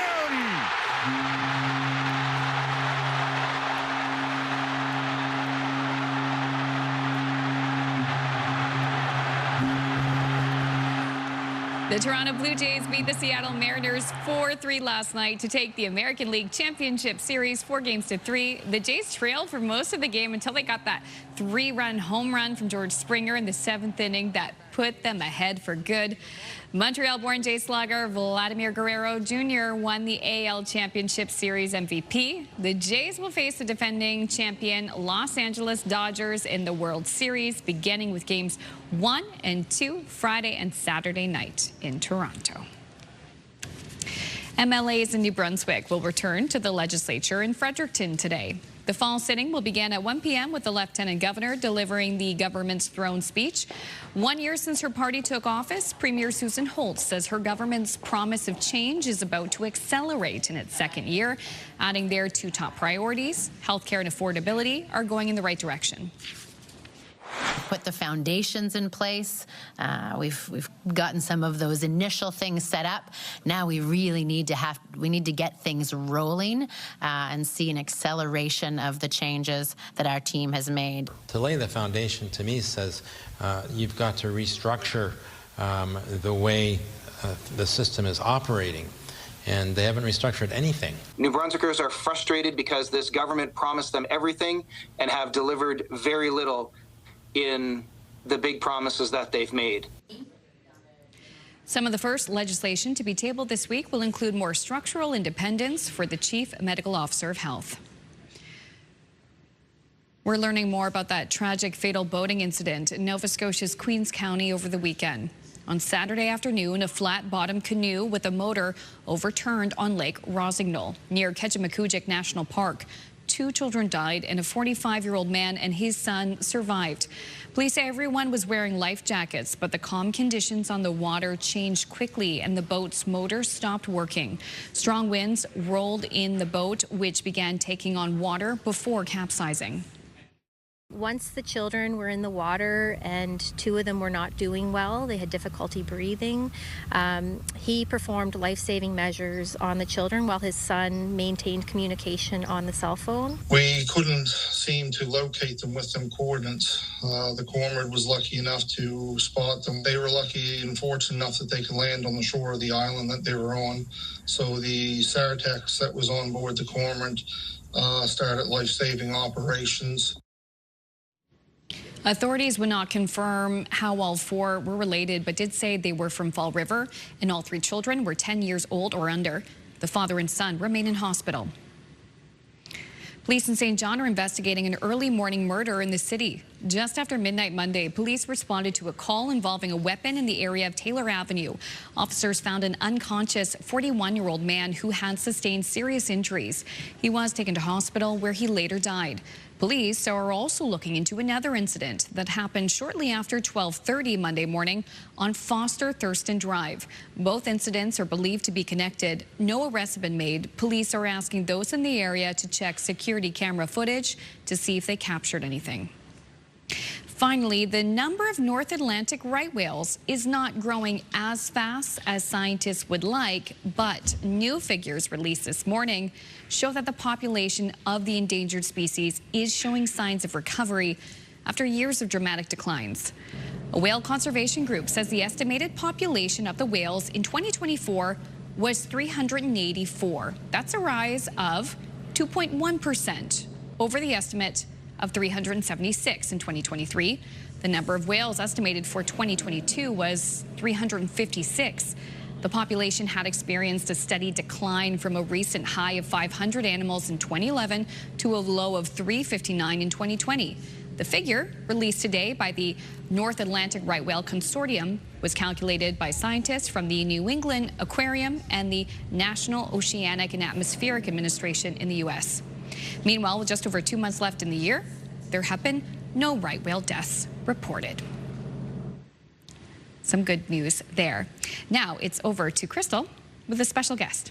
Yes, surprise special guest 807. Now, you may remember back in the spring when we caught up with content creator Andrian Makhnakov. Well, Andrian is originally from Ukraine, but he now lives in Canada, and he decided to document himself trying an iconic Canadian food, the McCain Deep and Delicious Cake. And like many of us, Andrian went from thinking it might be a little too sweet to not being able to stop eating it. So we had Andrian on the show via Zoom to chat about the cake back then. And guess what? He's in town, so we asked him to drop by. Andrian, thank you so much for coming in. Thank you so much for having me. What a joy. And you dressed perfectly appropriately for the weather today. You know, yeah, I've been preparing for this trip from July since we chat last time, and I've been Googling a lot, and I was expecting, like, walking around, there's going to be, like, this fishermen's everywhere, and I even brought my waterproof pants in case someone would need help, but unfortunately I haven't met a lot of fishermen's yet. Oh my gosh, it's a shame you're leaving today. Next time you come, I'll get you out on a boat. I know people. We can make this happen. Yeah, I'm reading my DMs, and everyone was like, oh my God, I will take you to find the lobster and crabs, or they're saying that it's not really season. I was like, unfortunately I'm leaving today, but I will come back during the season, and hopefully we will do a lot of crab catching. Document it, because your TikTok is huge. Why did you start documenting your experiences on TikTok? Because when I moved from Ukraine to a new country, honestly, because I moved because of the war, and I wasn't preparing for it, and it was like so different, and I had zero expectation. I was like, where I am and what is happening, and it's just so different, the food, the cultures, the people, and yeah, that's how I started filming everything, talking with audience, and that's how it all started. Well, people obviously love your videos. This is the one where you're eating the cake. We can all relate to the Deep and Delicious Cake. I mean, it's delicious. Do they have anything like this in Ukraine? Not like this, no. No, it's a one of a kind. Yeah. It's one of a kind. You have been named one of the top 25 Canadian immigrants. That's a big deal. It was very unexpectedly, and when I got nominated, I was like, do I even deserve it? But then I started thinking about how far have I come, and I was like, okay, maybe there's something, and I've been the youngest who ever received it in Canada. Wow. So it's a big thing for me. I feel really proud of it. And yesterday I visited the Museum of Immigration, and I read in all the stories, and I was like, yeah, I'm really proud of it. That's an interesting experience. What was it like to be at the Canadian Museum of Immigration? Was that moving for you? Yeah, I don't know, just you entering and you see everything, and you just feel like it's something you went through, and it was very emotional. You're just going around, you see there was a lot of like successful people, their stories, and I was like, I want to do something big, so one day there will be a poster of me in this museum. Oh, that's amazing. Okay, you love the food of different regions. McCain cake, you know, kind of comes from our region, actually, or originates here anyway. You tried a lobster roll for the first time. That's an iconic dish. Was that the first time you'd had lobster, period? Yeah, I never had the lobster, and I sort of tried in Saskatchewan, but everyone was like, you better go somewhere to where it's like they live, and yeah, I didn't. I thought they're gonna have like strong smell, but everyone comments was like, no, that means that they're fresh if they don't have really strong fish smell, and I liked it. It was like something new. I was just like eating, and it wasn't tasting like crab. Do you know crab sticks? Yeah. Yeah, oh, I know, like crab with a K is what I call that. Yeah. No, it's much more subtle and delicate. The actual lobster. And it's so like tender, like you bite it, and it's so good. Oh yeah, for sure. When you come back and we go lobster fishing, we'll actually have lobster, and I'll show you how to crack it open, and we'll have a nice. Yeah, we should do some live on the boat. We all gonna dress and. catch a lobster and crabs. That would be amazing. Okay, well, you actually changed your flight so you could come on the show. I know you're leaving today, so thank you so much for doing that, Andrea. Thank you for having me. Thank you so much for people for welcoming me and helping me to feel some Nova Scotia vibe. The control room has a question. I guess you tried a donair this week. How did you like the donair?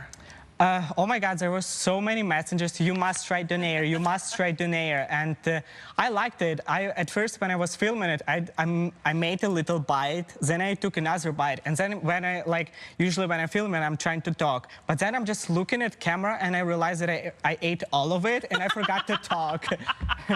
Obviously went down easy then. That's great. Oh my gosh, Andrew. We are going to be making cookies later. Do you have time to stick around and make cookies? Yeah, I have a lot of times. It's my final plans in Halifax's studio. So yeah, I will stay here. Yay! Okay, well, we're going to do that in a second. We'll take a break. It's 8:12. We'll be back with Andrian and much more right after this. Do stay with us.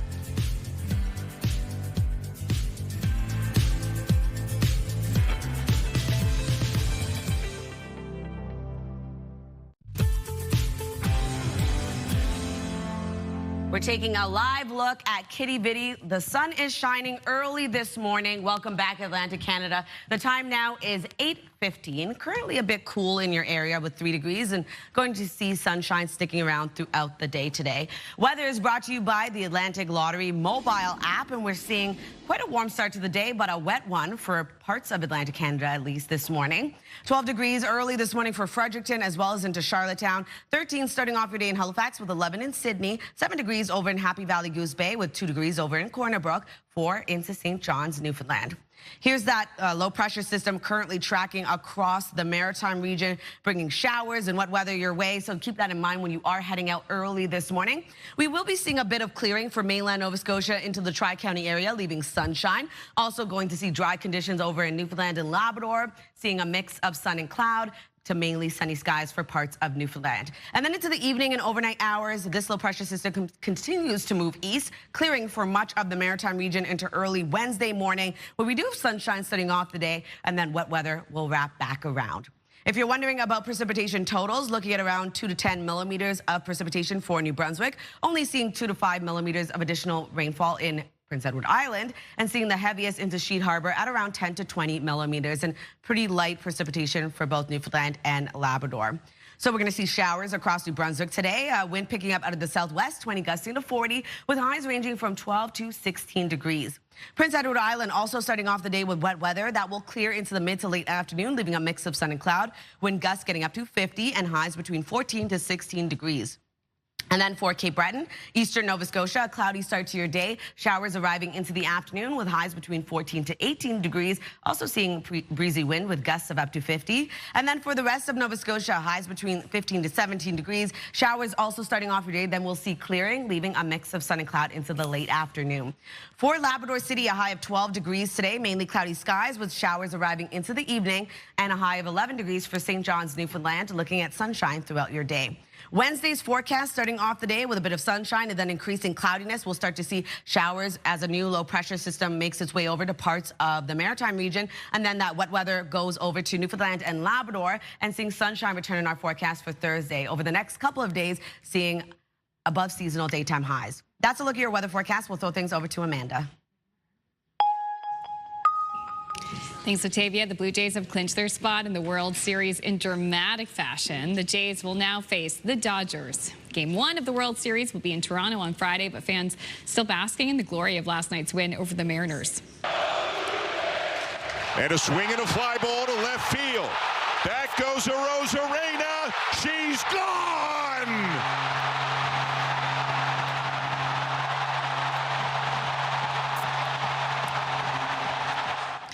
That was the turning moment for the game. Fans just erupted in celebration after George Springer hit that massive home run in the 7th inning. The Rogers Center and homes and bars around the region just electric with that energy. And this is the moment the Jays won the game. Here comes the 3-2. He got him!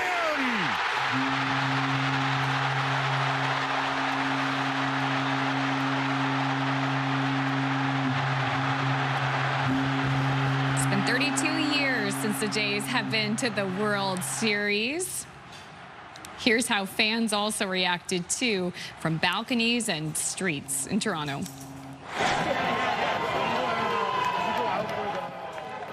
Fans very happy, very tired this morning in Toronto and in Atlantic Canada and across the country. We will have an update from the Rogers Centre live at 8:30 with one of our reporters on the ground. A look at other national headlines now. Beer maker Molson Coors has announced it's slashing 400 jobs. That's about 9% of its salaried workforce and impacts employees here in Canada, the U.S., and Latin America. The company had already forecast a drop in profit, in part because of aluminum tariffs, which are raising the cost of beer cans. And a reminder for Canadian snowbirds visiting the U.S. for more than a month, some of them must provide fingerprints when crossing the land border. U.S. Customs and Border Protection says since last April, some Canadians planning U.S. visits have become required to complete a form that asks for personal and biographical details and requires biometric data collection. That includes fingerprints. It requires anyone over 14 years old staying in the U.S. for more than a month to register. The rule does not apply to Canadians visiting for less than a month or those with Nexus clearance. A quick break here on Your Morning Atlantic. Still lots more to come on this Tuesday morning. Please stay with us. We'll be right back.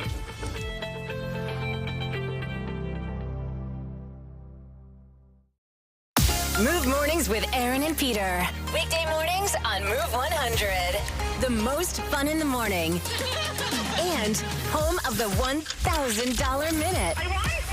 Only on Move 100 Halifax.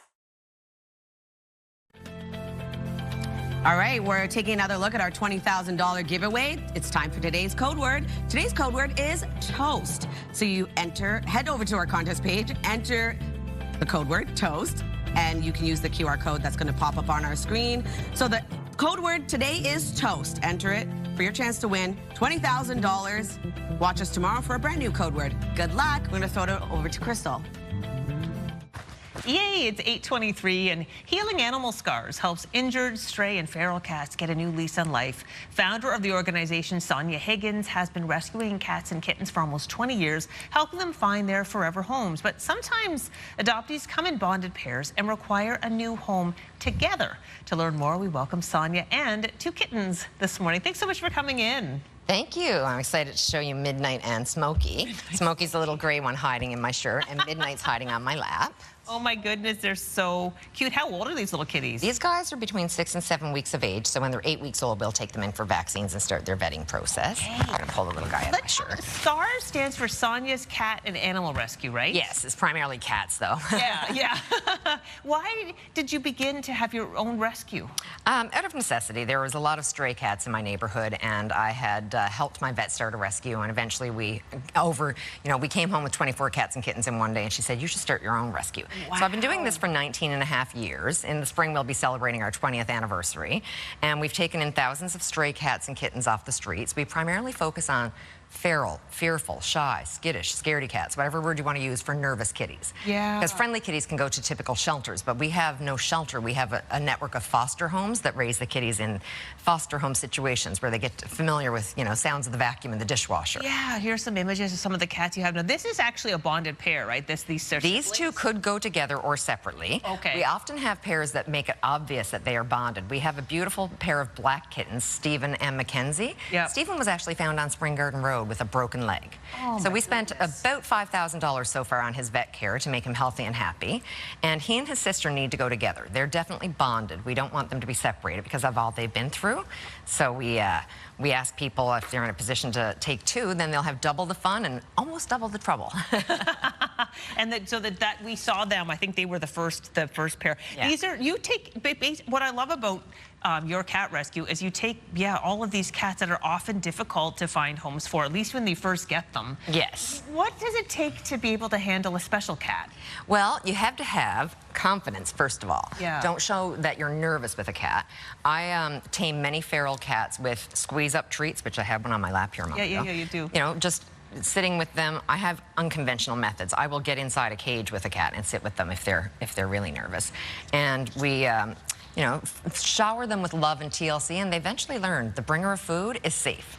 They don't fear us if we give them lots of treats like this. And this guy's got it all over his nose. Oh yeah, he loves it.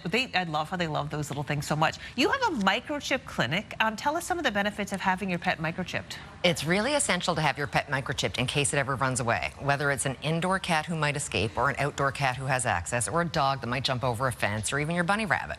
So a microchip is a tiny microchip is about the size of a grain of rice, and it's inserted through a needle in the scruff of a cat's neck. And I have a microchip scanner that I carry in my purse, and I'll turn it on and run it over the back of the cat's neck to read a microchip number.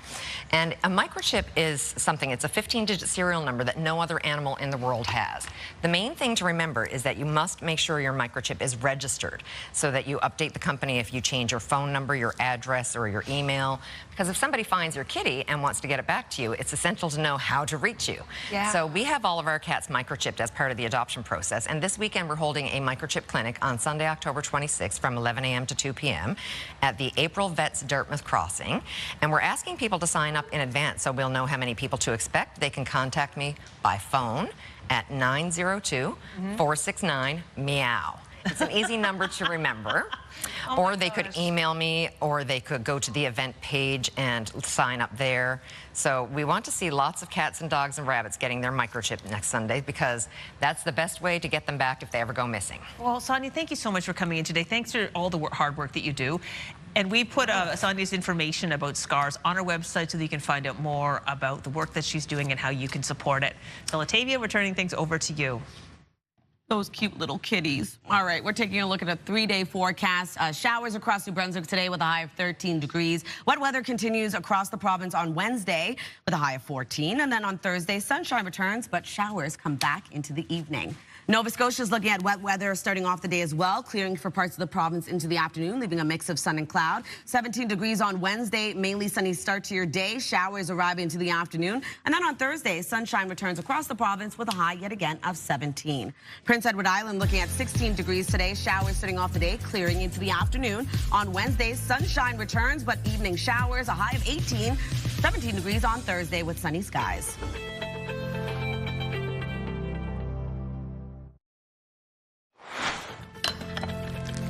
Still ahead this morning, we're decorating cookies. Not just any cookies, they're Halloween cookies, of course. Jack-o'-lanterns you can eat are just ahead here on Your Morning Atlantic.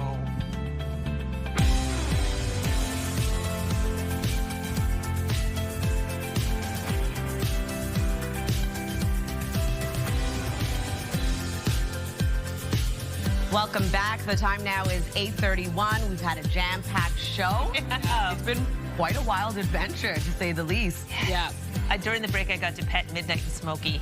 And how really soft cute. were they? So soft and sweet. They're so cute. They are cute. I think our director, Vicky's dying inside. Yeah, for sure. They're so cute. They're not a bonded pair. They could be separated, but why would you? Two is better than one when it comes to kitties. I know. You're Keep it to the company. They'll so frolic. sweet. Yeah. Meantime, in some places, it is raining cats and dogs out there. Absolutely. To go with the expression, we just heard it here in our newsroom. We could hear the rain just pouring down. Yeah. Andrian, who will be joining us for the cookie making in a moment, he wore the sou'wester like you actually should wear Perfect that today. attire for today, yeah. And you know what's not helping is the breezy winds as well. So No. blowing it everywhere. Not umbrella weather. No. Impacting ferry service, too. Yeah. Yeah, that's right. Ugh. All right, well, it's much needed. Yeah, it is. We're We need thankful that for the rain. precipitation. It is tracking across the maritime region. We'll start to see a bit of clearing, but we're going to take a look at Bridgewater starting off this day. That's not the case over there. No. We're seeing lots of sunshine early this morning. So parts of the region is starting off the day with a bit of sunshine, and we're going to see that wet weather track across parts of the region. But you can see our camera for our live eye is wet. So we did have showers over there. And we are seeing that wet weather track across the region, as I mentioned, so you may want to allot some extra time out on your commute. And a warm start to the day for the maritime region, 13 degrees as of right now for Fredericton, 12 in Charlottetown, 13 degrees early this morning in Halifax, 11 in Sydney, with 4 degrees starting off your day in St. John's, Newfoundland. Over to our satellite and radars, you can see Newfoundland and Labrador quite clear. We're seeing mainly cloudy conditions to mainly sunny. And then the maritime region, a wet start to the day. We'll start to see a bit of clearing into the afternoon for parts of the region, leaving a mix of sun and cloud. Breezy wind for all 3 maritime provinces today as well. As of right now, seeing sustained wind, 37 kilometers per hour in Grand Etang, 33 into North Cape with 26 46 into Halifax and Canso. Wind gusts getting up to 52 kilometers per hour right now in Grand Detang, 44 in North Cape, 37 into Charlottetown. We'll have one last look at your weather forecast coming up, but first, one last look at your local news headlines with Amanda. Thank you, Latavia. Because of the weather, morning ferry crossings between Wood Islands, PEI, and Caribou, Nova Scotia are canceled. Northumberland Ferry says it will issue an update later in the day for the afternoon crossing. And this just in this morning from Halifax Harbour Bridges, the McKay Bridge will be closed this weekend for maintenance work. It will be closed to traffic from 8 p.m. Friday until 5:30 Monday morning. Halifax Harbour Bridges says this will allow crews to safely remove cable inspection platforms and the demolition of the back ramp of the McKay Bridge garage. The closure is also weather dependent. The McDonald Bridge will remain open. MLAs in New Brunswick will return to the legislature in Fredericton today. The fall sitting will begin at 1 p.m. with the Lieutenant Governor delivering the government's throne speech. 1 year since her party took office, Premier Susan Holt says her government's promise of change is about to accelerate in its second year, adding their two top priorities, healthcare and affordability, are going in the right direction. Some of the first legislation to be tabled this week will include more structural independence for the Chief Medical Officer of Health. Canada's only Major League Baseball team is heading to the World Series. The Toronto Blue Jays beat the Seattle Mariners 4-3 last night to take the American League Championship Series 4-3. For more on this, we bring in CTV's Heather Wright outside the Rogers Centre this morning. Heather, what is the energy like in Toronto right now? Well, it's still early. The sun's just coming up, but I mean, the energy is pretty electric. I was in the stadium last night, and it's just a magical time to be a Blue Jays fan here in Toronto and right across the country. Game 7 doesn't get much bigger than that, but of course now we go to the World Series, and fans here are just fired up. Well, tell us about the game last night and especially witnessing that home run by George Springer. I mean, the entire stadium was on their feet. It was a nerve-wracking game. I mean, the Jays did not put up a whole lot of offense until the bottom of the 7th with that George Springer home run. And so they were down 3-1, and a lot of really nervous fans, myself included, just waiting, hoping that the Blue Jays could get those bats going. And it was, of course, George Springer who hit that home run and then clutch pitching to close out this game.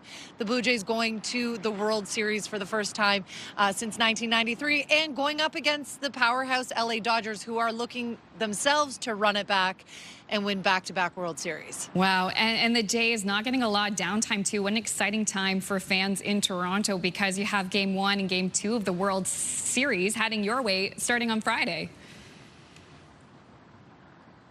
First pitch goes 8 p.m. on Friday. They'll play the first 2 games here in Toronto before this series moves to LA. I mean, LA, they swept in their NLCS, and so they have a little bit more rest. But look, the Blue Jays have momentum, and their whole thing this season has been don't count them out. They are the biggest comeback team in the MLB. They showed that resilience last night, and so fans, the team, they're fired up, getting ready to go for Game 1 on Friday. Wow, okay, we'll have to wait until then. Until then, to many tired but very happy Jays fans this morning. Heather, thank you so much for your time. Thanks. CTV's Heather Wright live outside the Rogers Centre in Toronto.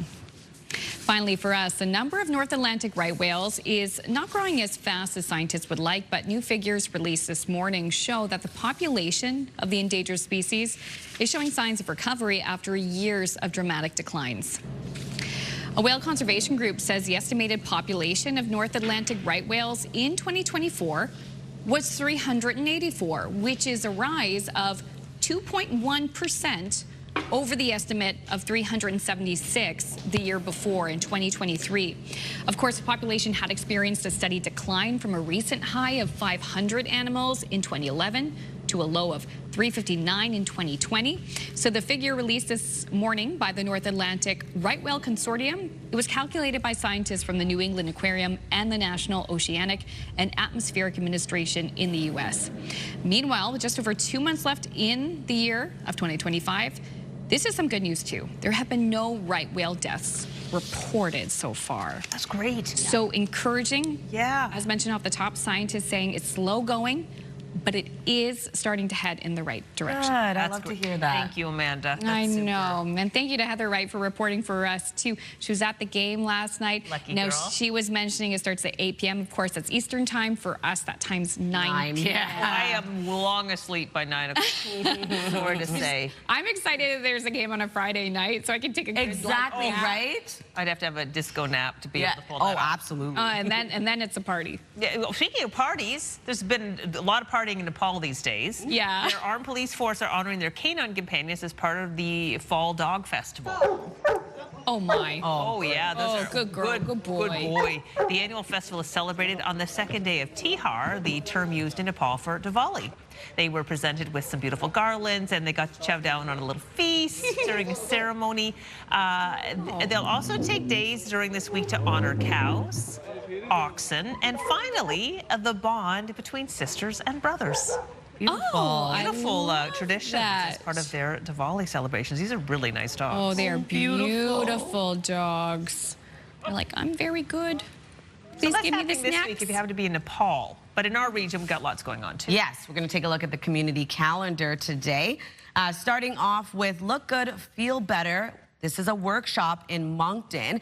It returns now. So it is designed for women with cancer, helping to offer participants a chance to relax, connect, and receive support, helping to regain confidence, smile, and hopefully feel a little better and feel more like themselves. This is a free workshop, and it focuses on skincare, makeup, and wellness, and they will take place starting today at the Dr. Leon Richard Oncology Center. And there are also virtual options, so you can check out their website to get all the details. And you have one more chance to attend Mystic Nights in Charlottetown. This event is a part of the Scarecrow Festival and it runs until Halloween. But this Friday, October 24th, will be one last Mystic Night. So you can head over to their website for additional details. And Devour, the Food Film Festival. It is an international film festival celebrating cinema, food, and wine culture. And the festival will run from today until October 26th. You can head over to their website for additional details. And if you do have an upcoming event, please send us the details. We'd love to promote it. Your Morning Atlantic at ctv.ca. All right, stick with us. We'll be right back after this.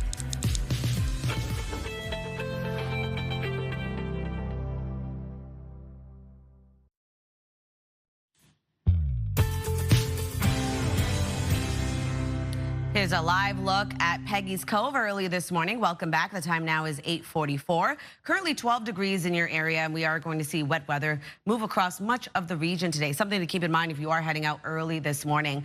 Quite a warm start to the day for parts of the region, specifically across the Maritimes. As of right now, 13 degrees for Fredericton, 12 starting off your day in Charlottetown, 13 degrees in Halifax, with 11 in Sydney, 8 over in Labrador City, and 5 degrees into St. John's, Newfoundland.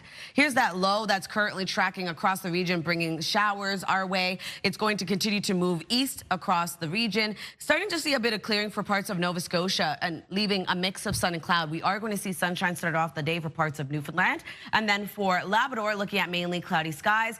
And this low pressure system will make its way over into the evening and overnight hours, starting to really clear out of the Maritime region into early Wednesday morning. We have sunshine in our forecast yet again, but then wet weather returns as well. If you're wondering about our precipitation totals, looking at around 2 to 10 millimeters across New Brunswick, only seeing around 2 to 5 millimeters of additional precipitation for Prince Edward Island, and the heaviest for Sheet Harbor at around 10 to 20. Pretty light rainfall amounts for both Newfoundland and Labrador. Expecting showers across New Brunswick today. Wind picking up out of the southwest, 20 gusting to 40, and highs above seasonal today at around 12 to 16 degrees. Prince Edward Island also going to see above seasonal daytime highs between 14 to 16 degrees. Showers starting off the day will clear into the mid to late afternoon, leaving a mix of sun and cloud. Wind gusts getting up to 50. For Cape Breton, eastern Nova Scotia, starting off the day a bit cloudy and then seeing showers arrive into the afternoon. Highs between 14 to 18 degrees, bringing the warmest to Truro. Wind gusts also quite breezy, up to 50 kilometers per hour. And then for the rest of Nova Scotia, showers starting off the day will clear into the mid to late afternoon, leaving a mix of sun and cloud with highs between 15 to 17 degrees. Now Labrador looking at a high of 12 degrees today, mainly cloudy skies with showers into this evening. And for St. John's looking at a high of 11 degrees, mainly sunny skies throughout your day. Wednesday's forecast starting off the day with a bit of sunshine for parts of Atlantic Canada, then increasing cloudiness, seeing showers arrive into the afternoon yet again, and then clearing out for Thursday morning. We are going to see lots of sunshine for the Maritime region, but for Newfoundland and Labrador, going to see a bit of precipitation, Crystal. All right, thanks, Latavia. It's 8:46, and we're a little over a week away from Halloween. While many people like you love all things spooky and scary, some people prefer the cute and cozy side of Halloween, like jack-o'-lanterns, picking up pumpkins, and eating sweet treats. Kara Richardson is the owner and baker behind P4 Patisserie, and she joins us once again this morning. Thanks for coming in again, Kara. Nice to be here. So great. We're making Halloween cookies. You take sugar cookies up to the next level. Like, these are absolutely, gorgeous. There's one right there we can show. So I'm gonna take a hand at decorating these? Yeah, essentially I've made you little icing transfers, which you can glue onto your cookie. I have a bunch of different eyes and mouths. You don't have to pick these exact spaces. You can go crazy and add like 3 eyes or whatnot, but it's just royal icing that I've let dry out for a couple of days, and now it's firm, and you can actually just glue them on with a little bit. Okay, what is royal icing? Royal icing is just a very crustable icing made out of icing sugar and egg whites. Okay. Every baker's got their own little special spin on it. Yes, of course. We're not going to make you give away your trade secrets. But I like these little fang teeth you did. And if they're difficult to get picked up, I do have a little offset spatula there for you that might make it a little bit easier for you to pick them up. Oh my gosh, the tiniest offset spatula in the world. Oh my gosh, so cute. We have a special guest who'd love to try decorating cookies. Is it okay if we bring somebody in? Totally. Okay, Andrian, we're ready for you. Hi. Look who's here. It's Andrea, TikTok sensation. Okay, you want to be in the middle? Great. I don't mind. No, you go right there. This is great. Do you want to try? So what you do is you pipe a little bit of icing on, and then you can pick the mouth of your choice. Kara made us a whole bunch. Okay, sounds good. Okay, I love that he's up for anything. So if people wanted to get cookies, I know you're really, really busy right now. Can you still order cookies for Halloween? Yes, the week of Halloween, I do still have some availability if you're looking for something sweet, but I'll also be at a couple of markets before Halloween. Do tell. This weekend, I'm going to be at Alderney Landing and also the brewery market series for the Mom Market. Oh, yay. Yeah. Okay, perfect. Okay, so we can definitely get your product. Now, Andrea, you're decorating a jack-o'-lantern, but you're from Ukraine. Do you have Halloween like we have it there? No, Halloween, it's not something really celebrated in Ukraine. That's why I'm always excited about Halloween and the decoration and everything. And even I've been making my Halloween costume. I'm making for 3 years now, and it's been always some iconic. Last year I was macaroni and cheese. This time it's something really exciting, sweet, and delicious, and it's going to be super iconic. It's a surprise. It's a surprise. Yes. Okay, all right. Have you ever had a sugar cookie before? Is it the same like Christmas one? Sorta, yeah. Like it's. I had a Christmas one. I never had Halloween, honestly. Okay, they're so beautiful. But they're cute. They're so cute. Let's talk about the one that's here on the table that you made, Kara. Is this just a little bit of icing piped on top of?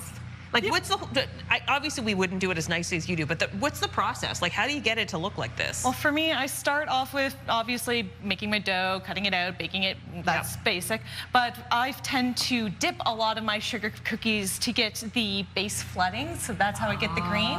But the details like the stem and the vine are all hand piped. Okay. Yeah. You've brought in an airbrusher? I did. I figured we could show you a couple different ways you can decorate them.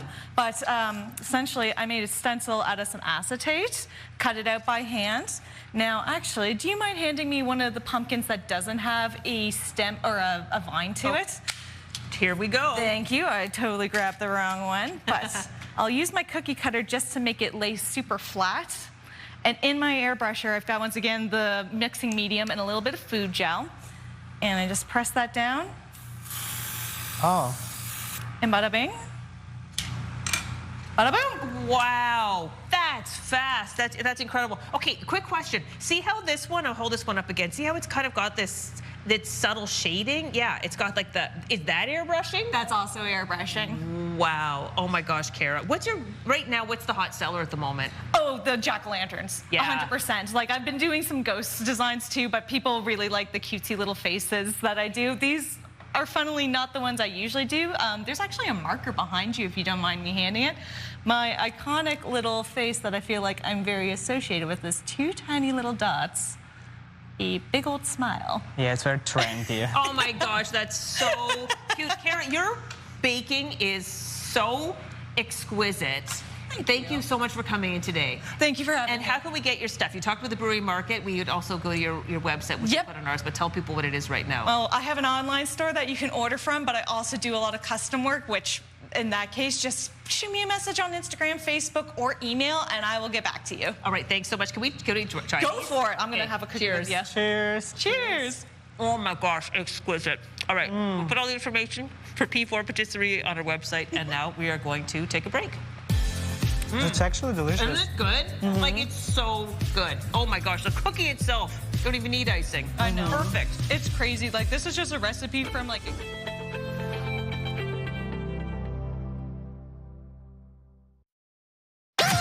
The #1 morning show in Halifax. Turk, Megan, and Amateur Alex. And home to the biggest artists. Halifax's #1 hit music station. 101.3 Virgin Radio. Few minutes of the show, but this morning for our chat, we were asking, what is a driving pet peeve that you can't stand? And a lot of you on the same page. So let's begin with Jan from Bridgewater. I'm surprised at how many new cars don't have left blinker lights. Joking, of course. Turning left without using their blinker and just changing lanes. That's Jan's pet peeve. Oh, yeah. John from Port Williams says, one is drivers that think the left passing lane is a travel lane. Thank you, John. Second pet peeve is drivers that on a 2-lane highway travel 5 kilometers an hour under the speed limit. Then when they get to passing you in the passing lane, speed up to 125 to stay in front of you. Oh my gosh, John, you're living my life. I know, and he is not alone. George from Yarmouth says, when you're driving 100 kilometers an hour on a 100 series highway and the vehicle in front of you is only doing 90, then goes 100, then slows down to 80 again. Yep. Yeah. Oh my God. Donna from Chance Harbor says, my pet peeve is you pull out in front of me and no one behind me and then you drive below the speed limit. Why do people do that? Yeah, they that's rip in front of you and they could have waited 1 second. Yeah. And then they go, yes. And here we go. Courtney from Yarmouth, people who drive below the speed limit, then speed up once there's a passing lane. It's the same thing, up, down, up, down, Brutal. up, down. I know. Mo from Bathurst says people that don't know how to merge. yeah. That's a good one too, Yeah. especially if they don't use that signal. Zipper people. Jackson from DeBert says, my father's worst driving pet peeve is all the things you guys talked about, plus not knowing how to use a roundabout. So annoying. Jackson is not alone in this too. Kathy from Armdale agrees. My pet peeve, it has to be roundabouts. Nova Scotia seems to get more and more of them every year. I live just past the Armdale Rotary and know all the rules. I can't tell you how many near misses I've had there. They aren't going away, so it would be great if people learn how to handle them. That's true. We've got more and more just around the region being bad. Finally, Kim. Kim is dangerous. She goes, my biggest pet peeve about driving is how my husband drives on the highway. Oh my God. So hers is another driver's. Kim and I could go for coffee and just support each other. Right? Husbands that can't drive. Yeah, my husband is, to be fair, an amazing driver. Yes. It's just a couple little things, though.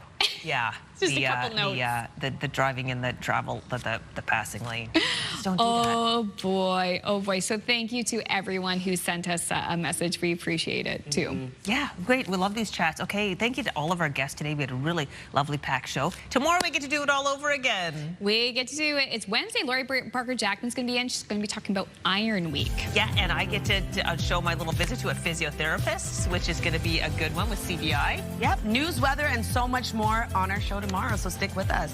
Bye.